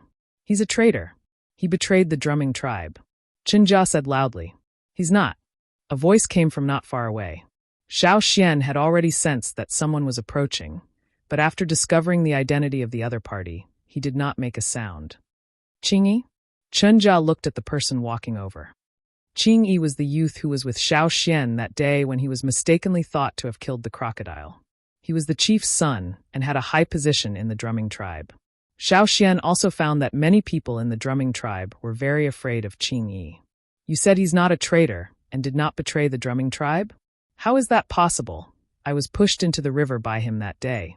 It must be him. Although the voice was different, Chinjia felt that the person who pushed him that day was this person. Chinjia, you're mistaken again, right? Yes, Chinjia, you must be mistaken. Just now he said that he would bring us to the chief. A few people around Chinjia's age said. Xiao Xian did not make a sound, waiting for Qingyi's next words. He did not kill the person just now, keeping him alive so that it would be easier to interrogate him. However, Xiao Xian did not doubt his identity. The crocodile in the pond had already opened its mouth towards the person, as if it wanted to bite him. I said he did not betray the drumming tribe, because he is not a member of the drumming tribe. How can he betray us? As he spoke, Qingyi reached out and grabbed the neck of the person on the ground, gently twisting it. Ka! The person who was kept alive by Xiao Xian really stopped breathing. After he stopped breathing, the person's body also changed. His body shrunk a little, and his face was no longer the same as before. Xiao Xian moved his hand, and the silk thread that was originally tightly tied to the person slid down as if it had a life of its own. Seeing that everyone was looking at the silk thread in his hand, Xiao Xian said, "Our tribe uses it to set up traps to catch prey." The few of them had an "I understand" expression on their faces, but they were thinking about other things in their hearts. They had heard from their elders that in many tribes, the warriors were not strong, so in order to not starve, they would use other methods to hunt, such as traps. Therefore, including Qinjia, the children all thought that in Xiao Xian's tribe, the warriors must be very weak. Retrieving the silk thread, Xiao Xian looked at Qing Yi and asked, "Who is this person?" "I don't know." Knowing that there was a spy, the tribe had indeed made arrangements. However, this place was not in the core area of the tribe, so the people arranged by the tribe had not yet arrived. Qing Yi had chased after a spy here, but he did not expect to encounter such a scene. The chief indeed told the children here to bring the water moonstones over, but the person in charge of notifying this area was me, not him. Qing Yi pointed at the dead person and said, "There were already people from the drumming tribe who had entered. They were the best at hiding. They passed through the chaotic battlefield outside and infiltrated into the tribe. They were very skilled at hiding, quietly lurking, and killing at any time. Even the patrolling warriors in the tribe could not detect them all, so there were always areas where they were overlooked. As for the people who attacked the drumming tribe at the beginning, they were only there to attract attention. The tribe had already arranged for people to wait in various places, so that they could clean up these hidden people one by one. However, seeing that the situation was not right, the chief sent some people to inform the residents near the border to move inwards. After this incident, they would return. After all, most of the people hiding in their homes were children, so they did not have much fighting power and still needed protection. Knowing that they really had to go to the chief's place, the few people who were disappointed earlier became excited again. The neighbors informed each other, and those who were still at home quickly packed up their things and gathered. "There's one more thing I want to say. Even if you follow me to the chief's place, there may be hidden people on the way. When the time comes and we kill them, I may not be able to take care of all of you." Qing Yi said to the people who gathered around. They were surrounded by children. The youngest was less than 10 years old, while the oldest was about the same age as Qinjia. There was even a child who was hugging his newborn sister. With such a group, if they were to encounter someone in hiding, they would definitely be affected. After all, those people in hiding would not show mercy just because they were children. Hearing this, everyone's hearts sank, but they were not too surprised. They were mentally prepared. Since young, they had encountered many things. "Actually, we can send the youngest one over first," Xiao Xian said. "How do we send them?" Everyone looked at Xiao Xian. Xiao Xian pointed to the sky. Cha-cha. A whistle sounded. Very quickly, a figure appeared in the sky. When it flew over, Cha-cha was still holding on to a person from the drumming tribe. Its claws had already pierced through the person, and he was already dead. After leaving the dead intruder behind, Cha-cha landed on the ground. Xiao Xian let the youngest children get on the eagle's back first, including those who were carrying other children. The first batch of 7 children were all under 10 years old. Xiao Xian let Cha-cha bring them over. Cha-cha knew the way, so there was no need to worry. Moreover, the intruders did not attack from the air, so the air was safer than the land. There were still 5 children left behind. Xiao Xian wanted to let Qinjia go up, but this child refused and said to wait for the next batch. "Then be careful later. Don't stay too far away from me," Xiao Xian said. "Okay." Qinjia hugged the rattan basket and walked to Xiao Xian's side. The other 4, without exception, all gathered around Qing Yi. In their eyes, Qing Yi was much stronger than Xiao Xian, so it was better to follow him. Chapter 162. From Chunjia's house to the central region, it wasn't too far, but it wasn't too close either. The drumming tribe's territory was very large, and because of the many ponds, the people living there weren't as close together as the Yanjiao tribe. Right now, most of the tribe's warriors had already gone to various places to defend against the invaders. Naturally, there were only a few people left in the inner region, and those who were patrolling and investigating internal dangers might not be able to take care of every place. Xiao Xian walked beside a pond. Because of the moon, it wasn't dark at night, so he could see his surroundings clearly. However, under these circumstances, there were still hidden dangers that weren't easy to discover. Qing Yi led the way, his pace neither fast nor slow. He didn't stop because of the hidden dangers in the surroundings, nor did he rush. Beside the pond, there was a pool of blood. Pushing aside the water plants, he could see a person lying there, no longer breathing. Looking at his clothes, he was from the drumming tribe. When Chun Jia and the others saw him, their faces were filled with sorrow, but they didn't say anything. Every year, similar situations would happen, but it wasn't every year that they would suffer heavy losses. Xiao Xian looked around. With his many years of hunting experience, he could feel that someone was watching them, but he didn't know where the other party was hiding. As long as the other party made the slightest movement, Xiao Xian would be able to tell. Not only Xiao Xian, but if it were any of the Yanjiao tribe's warriors who were out hunting, most of them would be able to sense it. Since he couldn't pinpoint their location, he had to use another method. Xiao Xian activated his special ability, and under his vision, he could clearly see the surrounding trees. There were a few skeletons that were clearly different from the surrounding trees, but some of them were blocked by the trees, so he couldn't see them clearly, or he could only see part of the body. However, this was enough. About 30 meters away from them, there was someone hiding there. The other party hid very well, almost as if he had stopped breathing. It was as if he had blended in with the surrounding trees, making him difficult to discover. Just like what Qingyi had said, those who could sneak in without anyone noticing must have very good concealment skills. They were like hunters who were waiting for their prey to come to them at the mouth of a trap. In order to achieve their goal, they could even stand in the same place for an entire day and night, maintaining this state of concealment without eating, drinking, sleeping, or moving. Once they found an opportunity, they would launch a surprise attack in one go, and they would even not hesitate to use suicidal methods to drag their target to death. The drumming tribe's way of doing things made many other tribes wary. Once the drumming tribe was involved, they would enter a state of high alert. Every time they encountered the drumming tribe, there would be a fierce battle.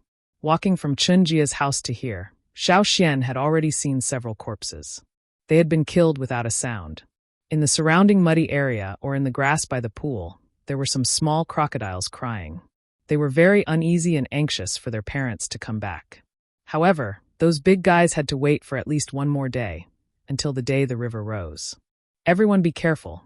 Xiao Xian did not directly point out where the people were hiding. He could see that Qingyi, who was walking at the front, had already noticed. After all, this was their territory. If he directly pointed out where the people were hiding in the dark, it might actually force them out.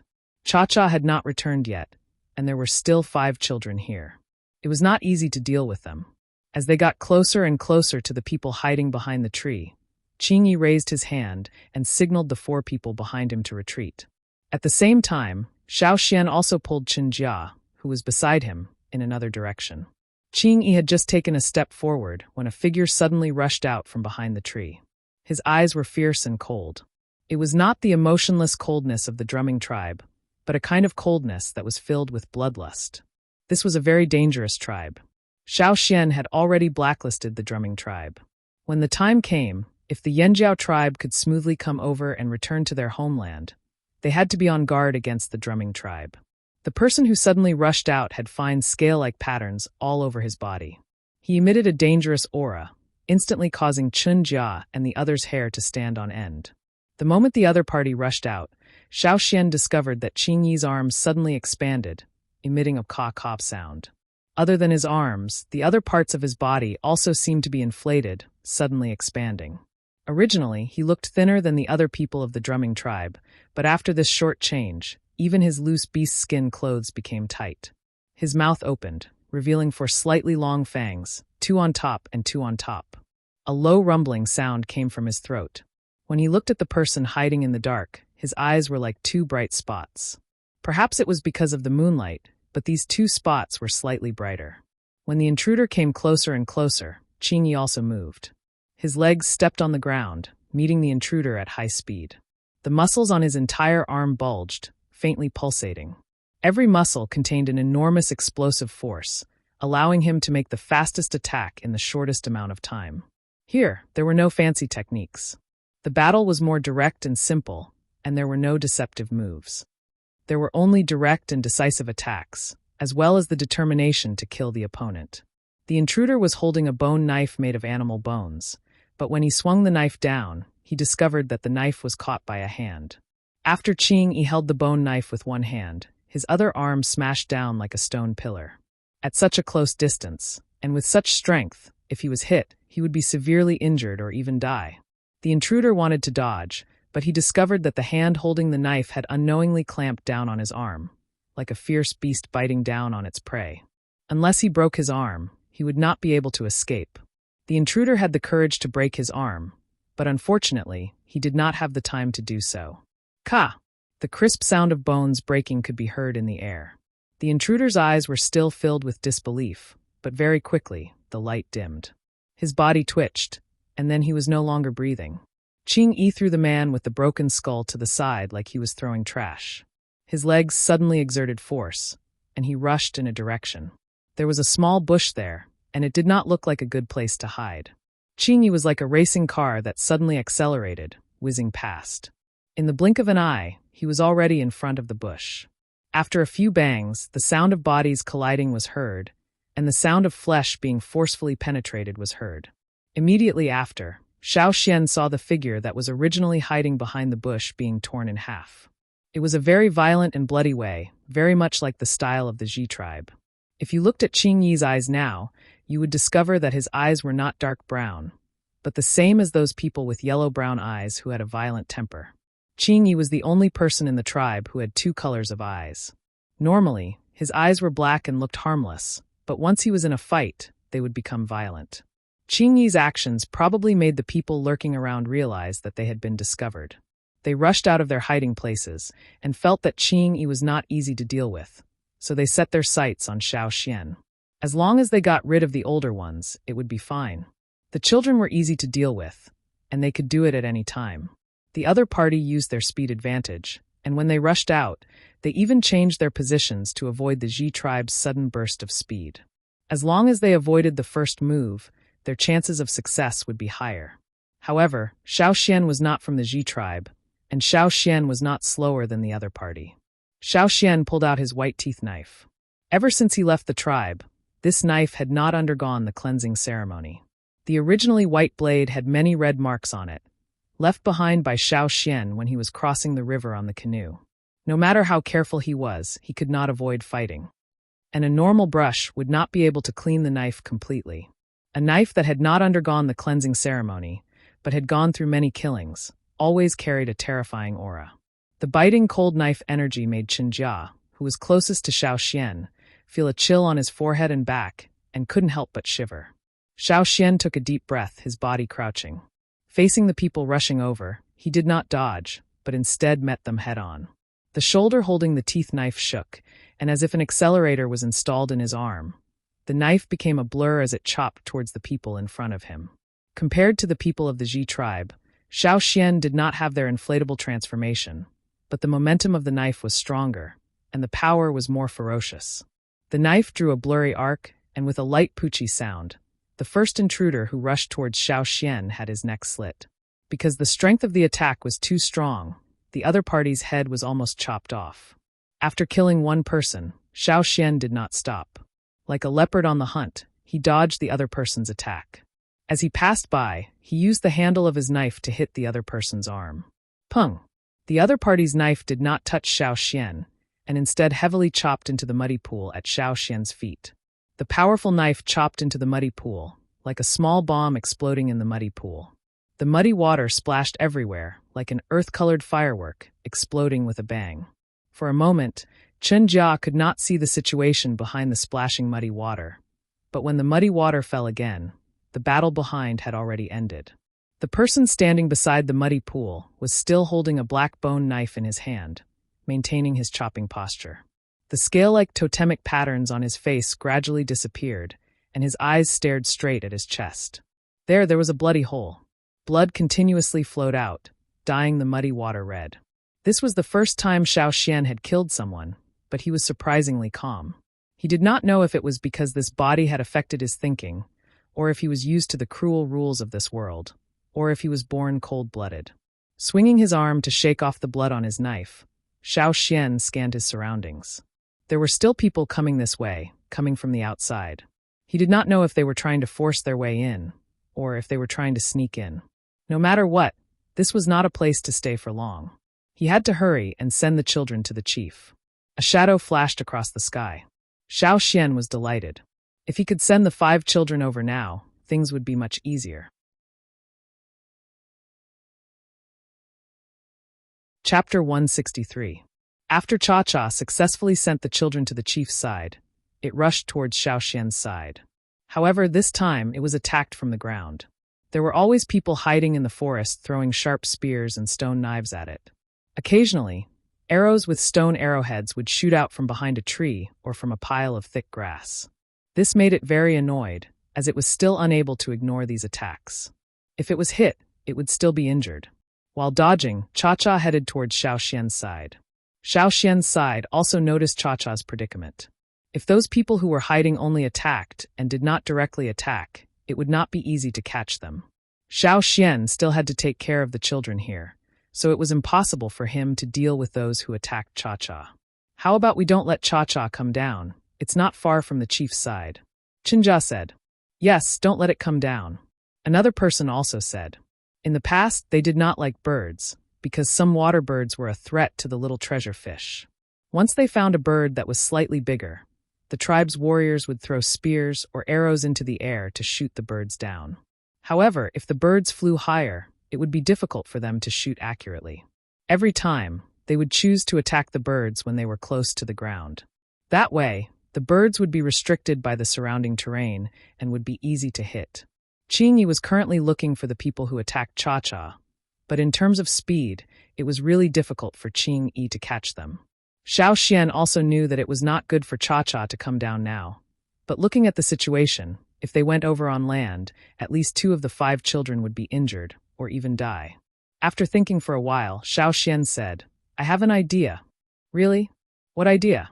Chinjia asked. If Cha-Cha could bring them over, it would save them a lot of trouble. They would only be a burden if they stayed here. There's no need for Cha-Cha to come down. I will let you safely get on Cha-Cha's back. Don't worry, Xiao Xian said. Chun Jia hugged the rattan basket tightly and nodded his head vigorously. Yes. Seeing that Xiao Xian was not only protecting them, but also trying his best to solve the problem, Chun Jia was extremely touched. He had misunderstood Xiao Xian before, but at this time, Xiao Xian was actually so proactive in helping them. Sure enough, Xiao Xian was just like what his father said.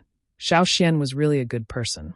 The Yanjiao tribe Xiao Xian belonged to must also be good people. Not only Chen Jia, but the other 4 children also had the same thoughts. They felt that Xiao Xian was a good person, and they also believed in Xiao Xian.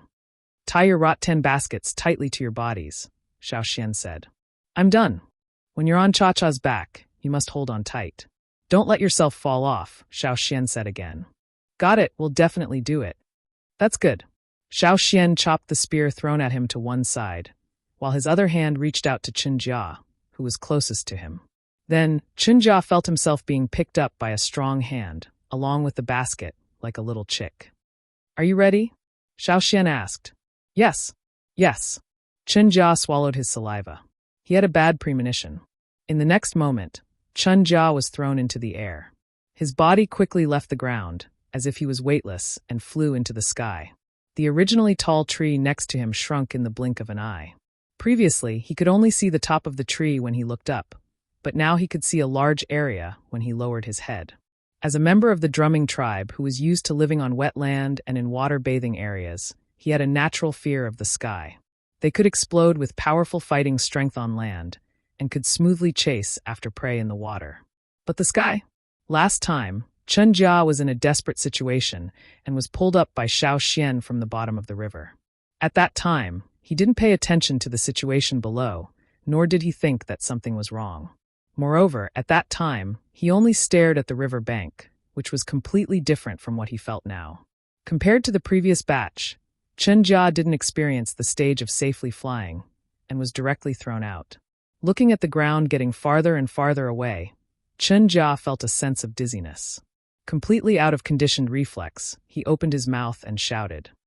Ah! Chen Jia, who had always thought of himself as incomparably brave, was actually frightened to the point of crying out, and almost wet himself. His cry was so miserable. The people of the Yanjiao tribe, compared to other tribes, were much stronger. In the past, Xiao Xian thought that people in this world were all like this. But after coming to the drumming tribe and seeing the people of the drumming tribe, he realized that this wasn't the case. Therefore, the people of the drumming tribe, who always thought that they were strong and powerful, would never have thought that Xiao Xian would casually throw Qinjia and the basket of water moonstones into the air. When Cha-Cha was young, he had played a similar game with Cha-Cha. The difference was that this time, it wasn't stones or animal skin bags that were thrown out, but people. Of course, to Cha-Cha, there wasn't much of a difference between the two games. The only difference was that this time, it used its back to catch them, and not its claws. At first, Qinjia didn't react.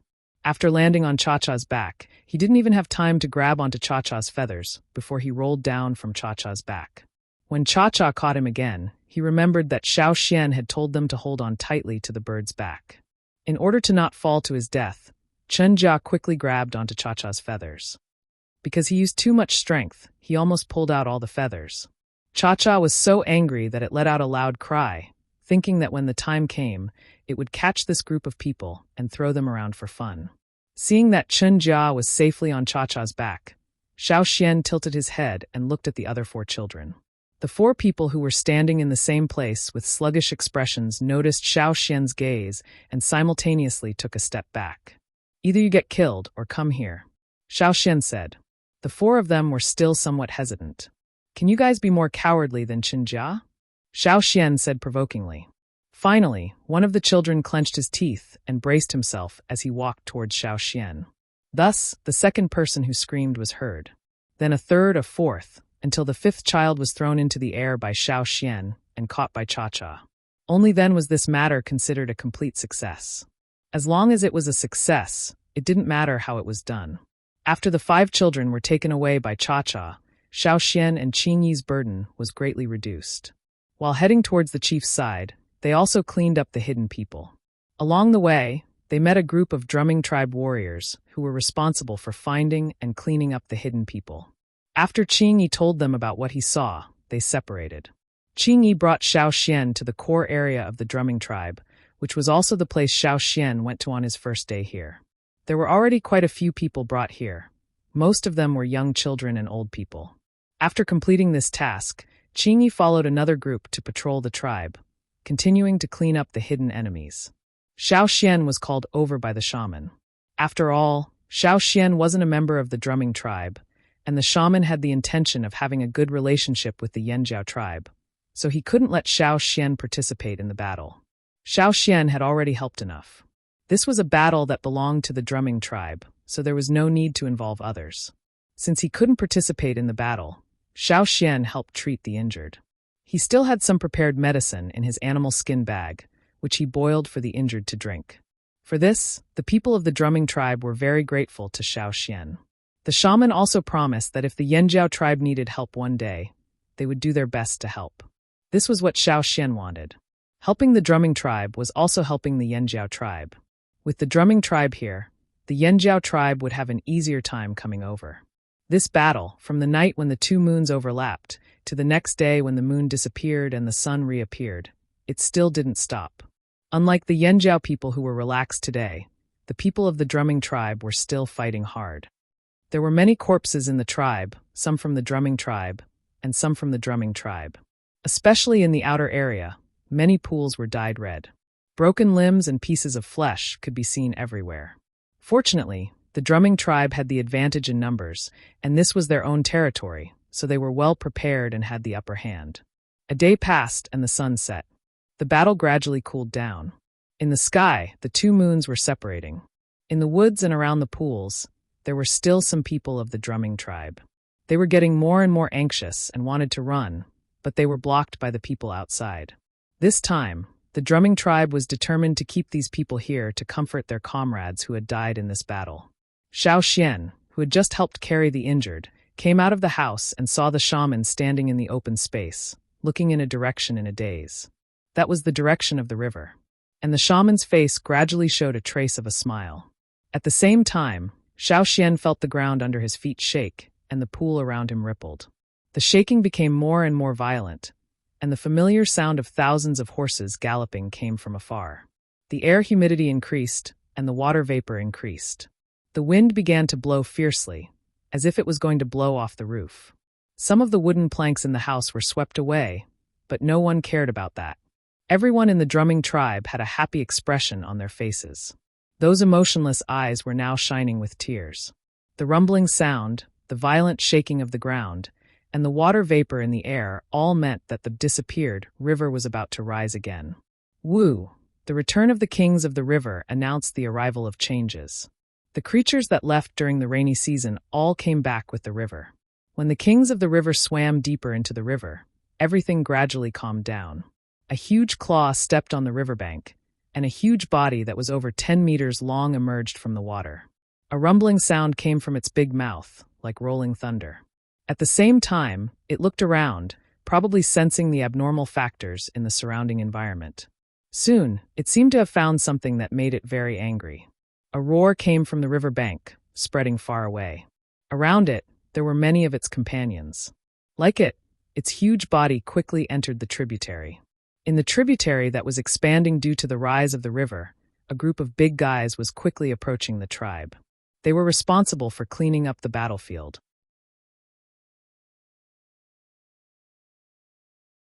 Chapter 164. The two moons in the sky were separating, and the earth was still covered with a layer of silver light at night. A figure staggered out from the forest. Probably because his head was hit, half of his face was stained with blood. He felt his vision was a little blurry. Blood flowed into his eyes, but he didn't wipe it away. His head hurt, but he didn't care. What did they come here for? That's right, they came to kill people. Kill the people of the drumming tribe, and then steal their water moon stones. Sneak in, kill, steal, what else was there? He thought as he walked. There were many small puddles of different depths on the ground. The sound of his feet stepping into the puddles was very clear, and the splashing muddy water reflected the moonlight. Until he walked to the side of a river, his remaining consciousness made him stop before he fell into the river. Looking at the river in front of him, he gradually remembered some things he was told before invading the drumming tribe. When the river rises, you have to evacuate quickly. Once the river rises, you can't get close to any ponds or rivers in the drumming tribe. Remember, the river in front of him was less than 10 meters wide. It wasn't a big river in this area, at most a tributary of the tributaries. However, the river level did rise. When the river rises, you can't get close to ponds or rivers. Can't get close. Thinking of this, he suddenly quivered and quickly stepped back. However, he only took a step back when a figure quickly rushed out from the river. A huge mouth came biting towards him. The mouth was covered in hard scales, and the huge jaw had thick, cone-shaped teeth that made people shudder. There seemed to be some meat residue between the teeth, and there was also the smell of blood that had not yet dissipated. This was the last thing he saw. The next second, he was bitten and dragged into the water. The conical teeth instantly pierced his internal organs. Before he was dragged into the water, he was already bitten to death. In the river, there were other crocodiles gathering here. They bit the food, rolled around, cut the food into pieces, and then swallowed it clean. In the drumming tribe, similar things happened in many places. Those who stayed in the drumming tribe were lucky enough to escape with their lives, but those who ran slower would be killed by the drumming tribe and the adult crocodiles. In the end, they would become the crocodiles' food. The corpses left behind from the previous battle were gradually decreasing. However, the ones who were decreasing were the people of the drumming tribe. These outsiders had become food for the returning crocodiles. The small crocodiles that had been crying for a few days now stopped. Some even crawled into the water and went to other places to clean up the trash with the big crocodiles. To the drumming tribe, these crocodiles were treasured fish, but to the others they were a nightmare. Xiao Xian stood there and watched the crocodiles pass by. These crocodiles that came back from the river, the big ones were more than 10 meters tall, and the small ones were no less than 3 meters. Some swam to other places in the river, and some walked directly through the wetland. Although their walking speed was not fast, they looked murderous. Their eyes were similar to those of the drumming tribe. When these crocodiles that had disappeared for a while returned, the people of the drumming tribe were very excited. This meant that this year's war would end. In the drumming tribe's territory, the best guards were actually these crocodiles. These crocodiles wouldn't harm the people of the drumming tribe. Even if they were no longer breathing, they wouldn't bite them. However, the other tribes didn't have such good treatment. They were completely treated as food and eaten in a very cruel way. As an outsider, Xiao Xian naturally did not dare to run around at this time. He stood together with the people of the drumming tribe. A few steps away, the shaman of the drumming tribe stood. A crocodile that was more than 15 meters long passed by Xiao Xian. It probably noticed that Xiao Xian was different, so it approached and opened its mouth towards Xiao Xian. A low growl came from its throat. It was suspecting Xiao Xian's identity. Its cold eyes were filled with killing intent, as if it would mercilessly bite him in the next moment. However, after the shaman said a few words that Xiao Xian did not understand, the crocodile left. Take this. The shaman handed Xiao Xian a bone plate with the drumming tribe's totem pattern on it. Xiao Xian took it. With this, no matter where he went, the crocodiles would not treat him as an enemy. Moreover, this bone plate was only in the hands of the shaman. It was made temporarily, unlike the chief's plate, which could not be faked. When the moon disappeared and the sun came out, there were no longer any living invaders in the drumming tribe's territory. Xiao Xian brought Qinjia back. Along the way, they could see many large and small crocodiles in the pool. They were rolling around in the pool, tearing apart people whose faces could no longer be seen. The pool had already been dyed red with blood. However, whether it was Qinjia or the other children of the tribe, even the children who were only 2 or 3 years old, they were not surprised at all. Some were even cheering at the side. It was not that they were innately cold, but that they were already used to it. The closer they got to home, the faster Qinjia's steps became. He did not even care about the water moonstones. Xiao Xian helped him carry the rattan basket, but he did not care much. Right now, he just wanted to see if his father and mother had returned home safely. "Mother!" Qinjia shouted and quickly ran over. Xiao Xian looked over. Ping was standing in the house, looking out of the window. "Are you okay?" Ping ran out and looked at Qinjia, then looked at Xiao Xian. No matter if it was Qinjia or Xiao Xian, there were bloodstains on their bodies. However, this was not their blood. After checking that there were no injuries, Ping happily said, "Quickly go in, I'll prepare something to eat." Since Ping was so happy, it was obvious that Fu Shi was also fine. Fu Shi was resting in the house. Although there were many injuries on his body, it was enough to keep his life. After seeing the rattan basket that Xiao Xian carried over, Fu Shi and his wife could not suppress the joy on their faces. Their mouths split open, and that big mouth looked quite scary. If not for this period of time, Xiao Xian had a better understanding of them. He would definitely have the same thought as the other tribesmen. The drumming tribe was really scary. Letting the family of 3 interact more, Xiao Xian came out to look around. He heard the crocodile cry, but it was not because it was afraid. The sound it made was different from before. Next to the pond in front of Qinjia's house, an 8-meter-long crocodile walked over and climbed into the pond. Its eyes were yellowish-brown, and when it looked at people, it was always cold, making people feel cold. After it entered the pond, it picked up the small crocodile and swam from one side of the pond to the other. Those cone-shaped teeth that could easily tear a person's arm off. When it held the small crocodile in its mouth, it did not have any killing power. Instead, it protected the small crocodile. This was also an animal that knew how to protect its young. Previously, the person who was trapped by Xiao Xian's trap and had his neck broken by Qing, he had his corpse taken away. He was not left here to be fed to the crocodiles. Xiao Xian knew that the person's identity was definitely special, and he was not a member of the drumming tribe. In the drumming tribe, people and crocodiles lived in harmony. The real situation was like this, without much intimacy, but they would not harm each other. The invaders were their common enemy. "What?" Xiao Xian was looking at the crocodiles when he heard Ping cry out in surprise. "What's wrong?" Xiao Xian walked into the house and asked. "Sai, I just heard that someone's water moonstone was stolen." Ping said.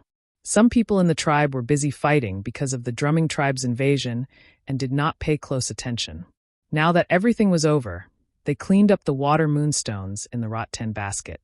It was clearly wrapped in the animal skin bag, but when they opened it again, they found that it was missing a lot. The animal skin bag was not broken, and the rattan basket was not damaged. Only the water moonstones were missing. It must be a thief. Only they have that ability. Fu Shi said hatefully. After hearing this, Ping hurriedly opened the rattan basket to check. Her family's harvest this year was not small. If it was stolen, it would be a great loss. Most of the time, the rattan basket was carried by Qinjia. When Qinjia was not looking, it was Xiao Xian who was looking. Good, it's not lost. After checking, Ping let out a sigh of relief. These water moonstones were what they relied on for the next year. All right. Ping originally wanted to wrap the water moonstones again, but when she saw Xiao Xian next to her, she remembered. She took out some water moonstones from the rattan basket and put them into another animal skin bag. Then she handed it to Xiao Xian. Thank you, Xiao Xian. Many people in the drumming tribe were not good with words. Fu Shi also seemed to want to say something, but in the end, he could only scratch his head and swallow his words. He did not know how to thank Xiao Xian, but when he thought of the advice given by the other tribes during the trade, he tried to show the most sincere smile. Thus, when he looked at Xiao Xian, his mouth was wide open. Xiao Xian. Retracting his gaze from the other side, Xiao Xian pushed the animal skin bag. I don't need so much. Xiao Xian found that Ping took out at least 1/5 of the water moonstones. Don't look down on this 1/5. This was money that could be exchanged for a lot of things. Take it. Ping stuffed the animal skin bag into Xiao Xian's hands and said, after this matter is over, we will start the trade. When the time comes, you can go out with Fu Shi. You will need it. It's your first time out, so there are a lot of things you don't understand. Seeing that he could not refuse, Xiao Xian took the animal skin bag. Moreover, if he went out to trade, he would need it. Where do we usually go to trade? Other tribes? Xiao Xian asked. For small trades, sometimes we go to the Luo tribe, sometimes to the Pu tribe, and other tribes. However, for big trades, we have to go to the trading ground. Ping explained. Fu Shi understood this better. Every time their family went out to trade, he was the one in charge. The closest tribe to our tribe is the Pu tribe. This time, we will most likely go there. The people of the Pu tribe have a lot of good things in their hands. Stones, pottery, and some medicine. They are all very good things. Xiao Xian remembered Fu Shi's words in his heart. These were all things he needed to understand, because in the ancestors' animal skin roll, there was no mention of the Pu tribe.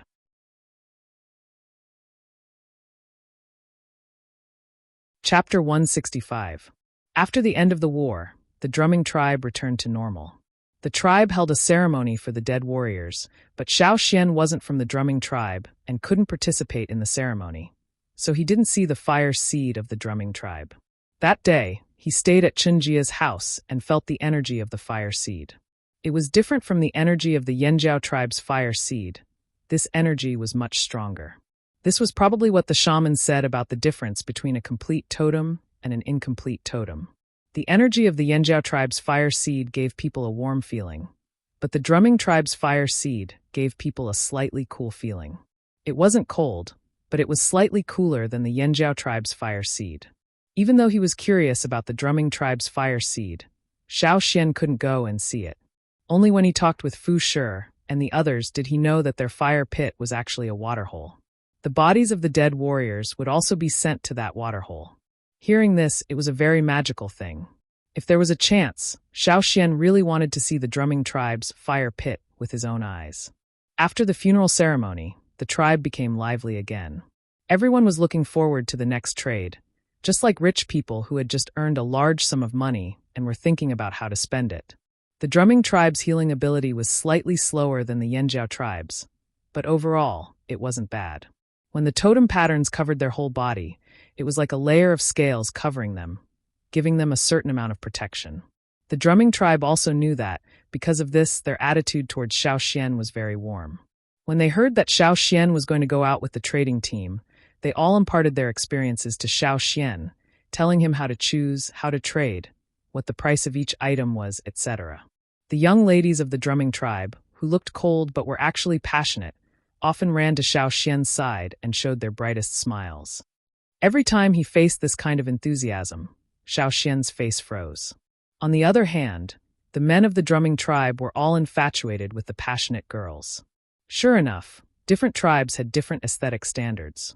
Due to the return of a large number of adult crocodiles, the Cha-Cha viewed the wetlands as a dangerous place. If they could land on a tree, they would definitely not land on the ground. Finally, the day of the trading team's departure arrived.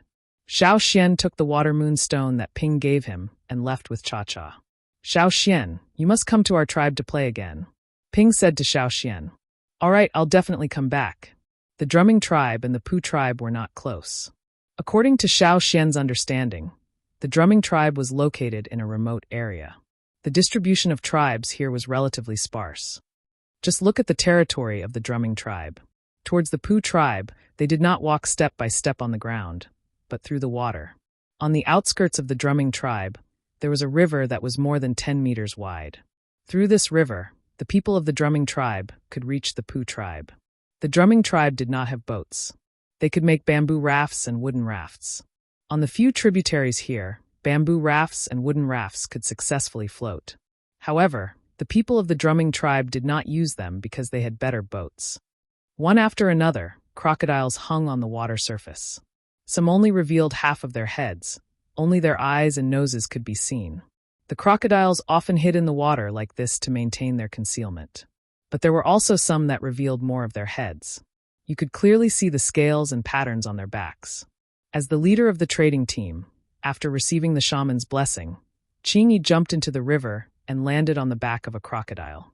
The crocodiles lined up together like a pontoon, allowing Ching-Yi to walk freely on them. The others followed Ching-Yi and jumped into the river one by one, then stood on the backs of the crocodiles. Fu Shi carried an empty rattan basket on his back and touched the animal skin bag with the water moonstones. He said to Xiao Xian, "Let's go." Xiao Xian did not let Cha-Cha lead the way. He wanted to be with the people of the drumming tribe and learn more about the Pooh tribe. Fu Shi said a lot of things that were not specific. Xiao Xian could learn more from the conversations of the others. The drumming tribe had thousands of people. Not everyone would participate in this trade. Some temporarily did not need to buy anything. Some asked others to help them bring something back, and some waited for their companions to bring something back. Then they would use the water moonstones to exchange for it. After counting the people in the trading team, Ching-Yi waved his hand. "Let's go." The crocodiles floating on the water swung their tails and began to move forward along the river. Just as they started moving, Xiao Xian heard a cry from behind. Turning his head to look, he saw a crocodile floating on the river where the sending-off team was. Beside it, there was a small crocodile with dark brown eyes. Many people could not hear its cry, so when Xiao Xian turned his head to look, Fu Shi was puzzled. After seeing the small crocodile, Fu Shi grinned. "It's sending us off." Turning his head back, Xiao Xian signaled to Cha-Cha in the air to follow. A trading team of more than 200 people, accompanied by more than 100 crocodiles. Although this team did not look like a lot, it was very strange. After all, these crocodiles were not real boats. They would not always stay above the water surface. Sometimes they would even sink a little. The people standing on their backs would have their legs in the water. However, the people of the drumming tribe did not feel uncomfortable. After all, they were also close to the water. Xiao Xian looked at the duckweeds on the water surface. These green plants hid the figures under the water. If one looked at the trading team from the land, it would be like a boat moving on its own. Only the ripples on the water would tell others that there were other creatures under the water. There were other fish in the river, even some dangerous ones. However, with this group of crocodiles, these fish all retreated and ran away. Sometimes they could even see some aquatic animals, as well as other animals playing in the water. Those that should be avoided were avoided, and those that did not need to be avoided were directly passed. These animals would naturally avoid them. Feeling a little itchy on his feet, Xiao Xian moved the spear in his hand. With a splash, a finger-long worm was lifted up by the spearhead. It was a worm with a mouth like a suction cup. Its body was reddish-brown with some fine earthy yellow patterns. Its stomach was slightly bulging. "Be careful, these worms suck blood," Fu Shi, who was standing in front, said. Xiao Xian acted as soon as he sensed it. This worm did not suck Xiao Xian's blood, but he did not know who in the group it belonged to. It seemed that in the river, there were not many big threats, but many small troubles. The river passed through a wetland and came to a mountain ridge. It passed by many towering mountains. For the drumming tribe, these mountains were high enough, but in Xiao Xian's eyes, these mountains were far from the hunting ground and the mountain range near Eagle Mountain. Half a day later, Xiao Xian's vision darkened. The group passed through a narrow channel between two cliffs. Here, the cliffs on both sides blocked most of the light. Only a narrow opening at the top allowed them to see the sky. This narrow channel was especially quiet. The sound of the crocodile's tail swishing could be heard clearly. "After this, we'll reach it," Fu Shi said. The light in front of them was getting closer. When the group came out of the narrow channel, what they saw was completely different from before. In their field of vision, there were large lotus leaves. From here on, it's the Pooh tribe's territory, Fusher said. Xiao Xian was about to ask more when he sensed that there was something in the water quickly approaching them. It stopped when it reached the edge of the lotus leaves. The large lotus leaves covered the figure underwater. Gua! A frog-like croak was heard. Xiao Xian reflexively took out his knife and was on guard. Whoosh! A figure broke out of the water, but it did not run directly to the drumming tribe's trading team. Instead, it stood on a lotus leaf the size of a small bed. We're a little late. The person standing on the lotus leaf said to Qing Yi, who was in front of the trading team.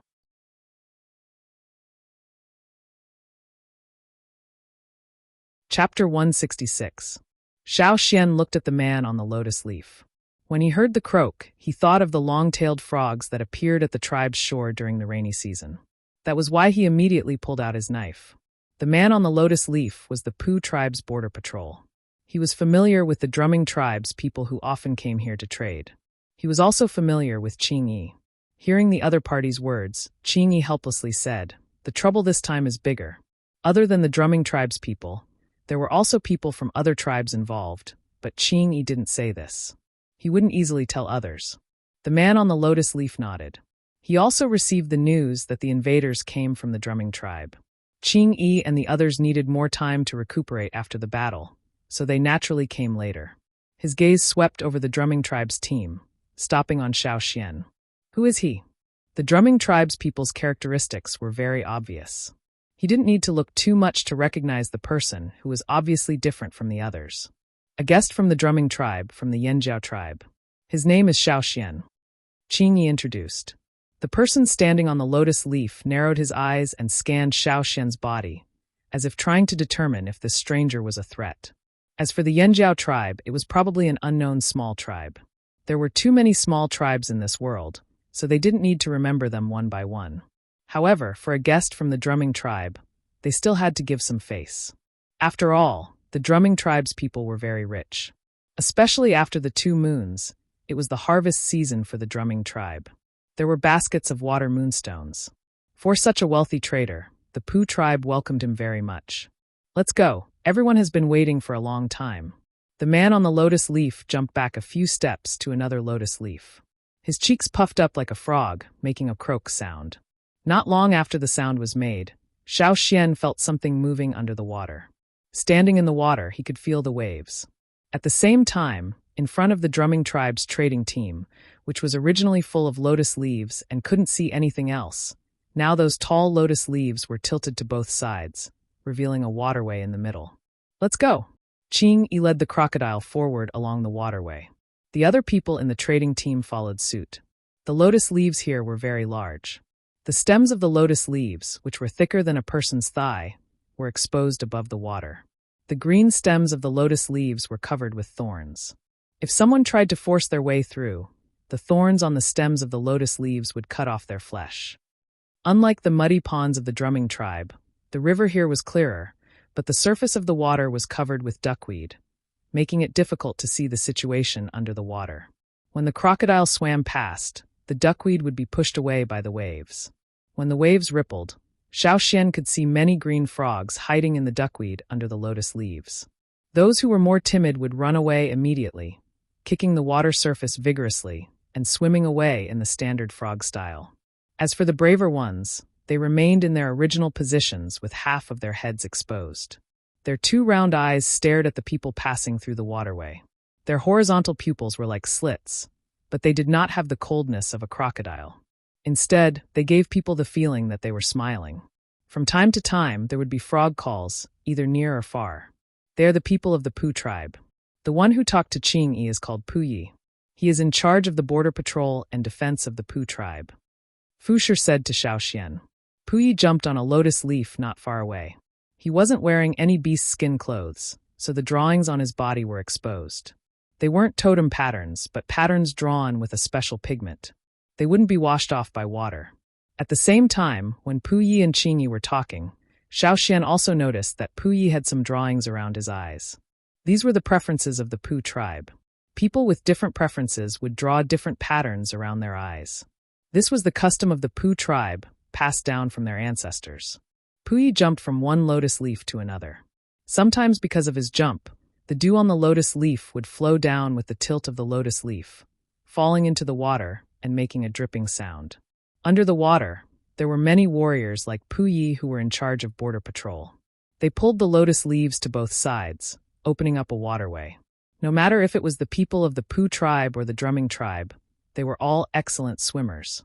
Following the waterway opened up by the Pu tribe, the trading team moved forward. As they continued to move forward, Xiaoxian could feel the temperature gradually rising.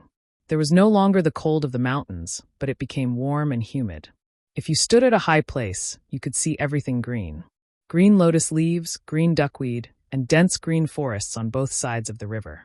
The frog calls around them became more and more frequent, proving that there were more and more frogs around. Fortunately, Xiaoxian did not find any long-tailed giant frogs in the river. The totem of the Pu tribe was a frog. This also proved that they had a close relationship with frogs. Here, anyone who killed frogs for no reason would be punished by the Pu tribe. The Cha-Cha did not enter the territory of the Pu tribe. Instead, they wandered around the border. Without the permission of the Pu tribe, they would be attacked as invaders. The people of the Pu tribe were good at using poison. Following the waterway for a while, Xiaoxian heard people cheering. "They are here! Quick! The people of the drumming tribe are here! Father, the trading team is here! Quickly take out the things!" Some of the voices came from the shore, while others came from the lotus leaves above. Looking from the water surface, on the big umbrella-like lotus leaves, one could see a moving shadow. "You are still very popular," Xiaoxian said to Fu Shi. "Of course, we often come to trade with them. We all know each other and have a good relationship." Huh. Fu Shi rarely heard people say that his tribe was popular. He felt very happy. Only Qing Yi and a few others' faces twitched. Of course they were popular. They were the important customers of the Pu tribe. Without the drumming tribe, most of the people of the Pu tribe would immediately live in poverty. Following the open waterway, the team turned a corner. In front of them was the riverbank. On the riverbank, there were already many people of the Pu tribe waiting. Big and small, young and old, each and every one of them was smiling until their mouths cracked. Different from the fierce, bloody mouth of the drumming tribe, although the people of the Pu tribe had big mouths, many of them had slightly upturned mouths. Coupled with the shape of their jaws, they did not look as stiff as the people of the drumming tribe. They gave people a feeling that they were much more enthusiastic. In addition to their mouths, the people of the Pu tribe generally had big eyes. Coupled with their unique customs, everyone's eyes were painted with patterns. According to the warriors of the drumming tribe, who often came out to trade, they could judge the character of the people of the Pu tribe based on those patterns. And the experienced old warriors gave Xiaoxian advice. Stay away from those with very colorful patterns. Those people were very dangerous. Just like some colorful frogs, the more colorful they were, the more likely they were poisonous. "Ha, you finally came." A middle-aged man walked forward a few steps and greeted Qing Yi and a few others. "Is everything ready?" Qing Yi stepped onto the shore and walked with the man towards the Pu tribe. "It's been ready for a long time. We've been waiting for 2 days." Xiaoxian followed Fu Shi and a few others to the shore. As for the crocodiles used as boats, they would rest in the surrounding river. The people of the Pu tribe would take care of them. An auntie wearing an animal skin coat, carrying a large wooden plate, walked over with a smile. "Welcome to the Pu tribe. Here, freshly roasted." Xiaoxian looked around. There was a large plate of roasted insects. Every one of them died with their eyes wide open. Xiaoxian. Really enthusiastic. Fu Shi and the others were already used to it. They reached into the wooden plate and grabbed a handful of things to eat. Seeing that Xiaoxian didn't move, Fu Shi and a few others recommended. "Xiaoxian, the Pu tribe's roasted things are not bad. You can try it. Once you leave, it will be hard to eat it again." Xiaoxian stared at the insects that died with their eyes wide open for a few seconds. He reached out his hand to grab one that looked like it still had all 4 limbs. But he didn't expect the auntie to be so enthusiastic. She directly grabbed a handful and stuffed it into Xiaoxian's hand.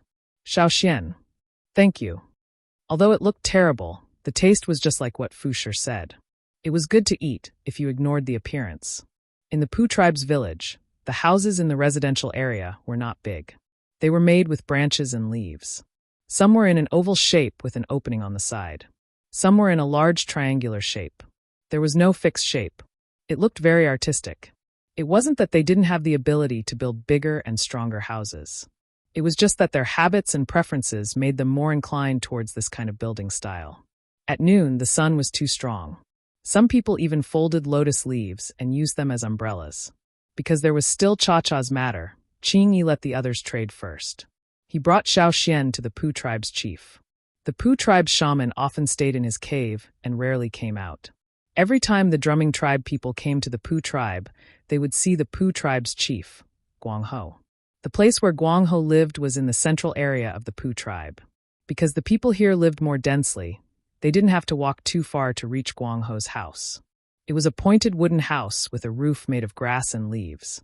The door was open and the person at the door indicated that they could go in. After entering the house, the first thing Xiaoxian saw was a lump of meat sitting in the front. That was the Pu tribe's chief, Guangho. Guangho's eyebrows were protruding like two horns. Around his eyes were some yellowish-green and black stripes. Compared to the other people in the Yanjiao tribe, Guangho's appearance was more ferocious. Because his body was slightly bigger, he looked like a meat dumpling. It was very oppressive. At this moment, Guangho was sitting there. His thick and fat hands were holding an unknown animal and eating. Seeing Xiaoxian come in, Guangho's eyes narrowed. He looked at Xiaoxian, and his mouth didn't stop eating. "You are from the Yanjiao tribe?" Guangho asked. "Indeed. Yanjiao tribe, I seem to have heard of it," Guangho said.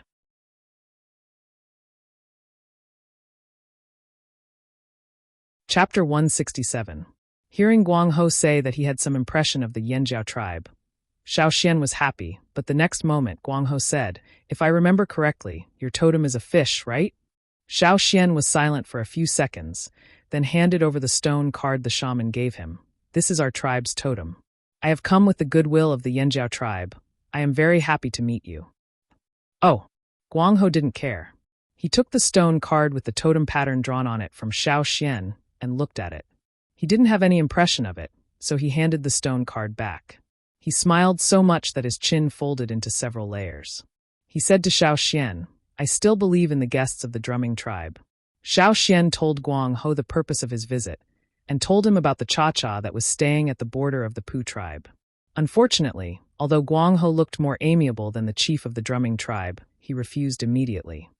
"The bird you mentioned just now, I don't want it to enter this territory.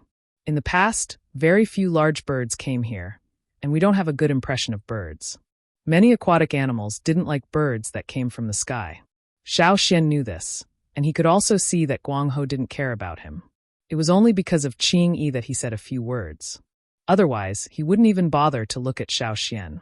While he was talking to Xiaoxian, Guangho had already looked at the food on the side a few times. After the conversation, Xiaoxian said goodbye and left. Before he entered the Pu tribe, he had told the Cha-Cha that if it heard the whistle for permission, it should come over. If it heard the whistle for refusal, it could move freely outside. Maybe the Cha-Cha was happy to play outside, but there were more restrictions in the tribe.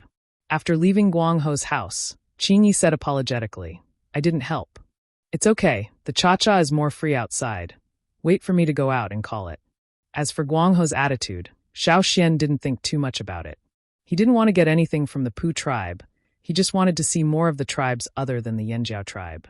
However, why hadn't the drumming tribe and the Pu tribe heard of the name Yanjiao tribe? According to the records and words left behind by the ancestors, it could be seen that the ancestors were still very proud. They were also very proud of the former Flaming Horns tribe, which showed that the Flaming Horns tribe was not a small border group in the past. Perhaps it was because too much time had passed that everything had changed? After leaving Guangho's place, Xiaoxian parted ways with Qingyi. Qingyi needed to go shopping, and the chief and shamaness gave him a list of things he needed to buy. Seed Ho, the Yong tribe, the tribe, Yen Ho-Hos. Originally, Xiaoxian thought that the Pu tribe and the drumming tribe's trade fair would be like a market, but now it seemed that it wasn't. They didn't place their items in one place. The Pu tribe people only placed their items outside their houses, so if they saw something placed outside their houses, it would be used for trade. If they liked it, they would go and buy it. Here, there was no unified currency, they used equivalent exchange. However, it couldn't be considered as an equivalent exchange. Xiao Xian didn't walk far when he saw several people from the drumming tribe who were buying without haggling. Then he looked at the people from the Pu tribe who were smiling. It was obvious that they had gained a lot from trading with the drumming tribe. No wonder the Pu tribe people were looking forward to the arrival of the drumming tribe's trading team. No wonder they were so enthusiastic. The drumming tribe people looked very fierce, but in fact, they didn't have many other thoughts. In the eyes of the Pu tribe people, to put it bluntly, the drumming tribe people were just stupid people with money. Before coming, Xiao Xian heard Fu Shi complain about why the drumming tribe people weren't welcomed outside. Why were the Pu tribe people more welcomed by other tribes than them? On one hand, the drumming tribe people had bad tempers. On the other hand, it was because they weren't very smart and didn't know how to talk. They weren't as good as the Pu tribe people. Of course, this also had to do with their faces. Every time the drumming tribe people went out, they would be treated as people with bad intentions. Because they looked too fierce, especially when they looked at people, it was like a cold knife cutting through people. On the other hand, the Pu tribe people made people feel more amiable.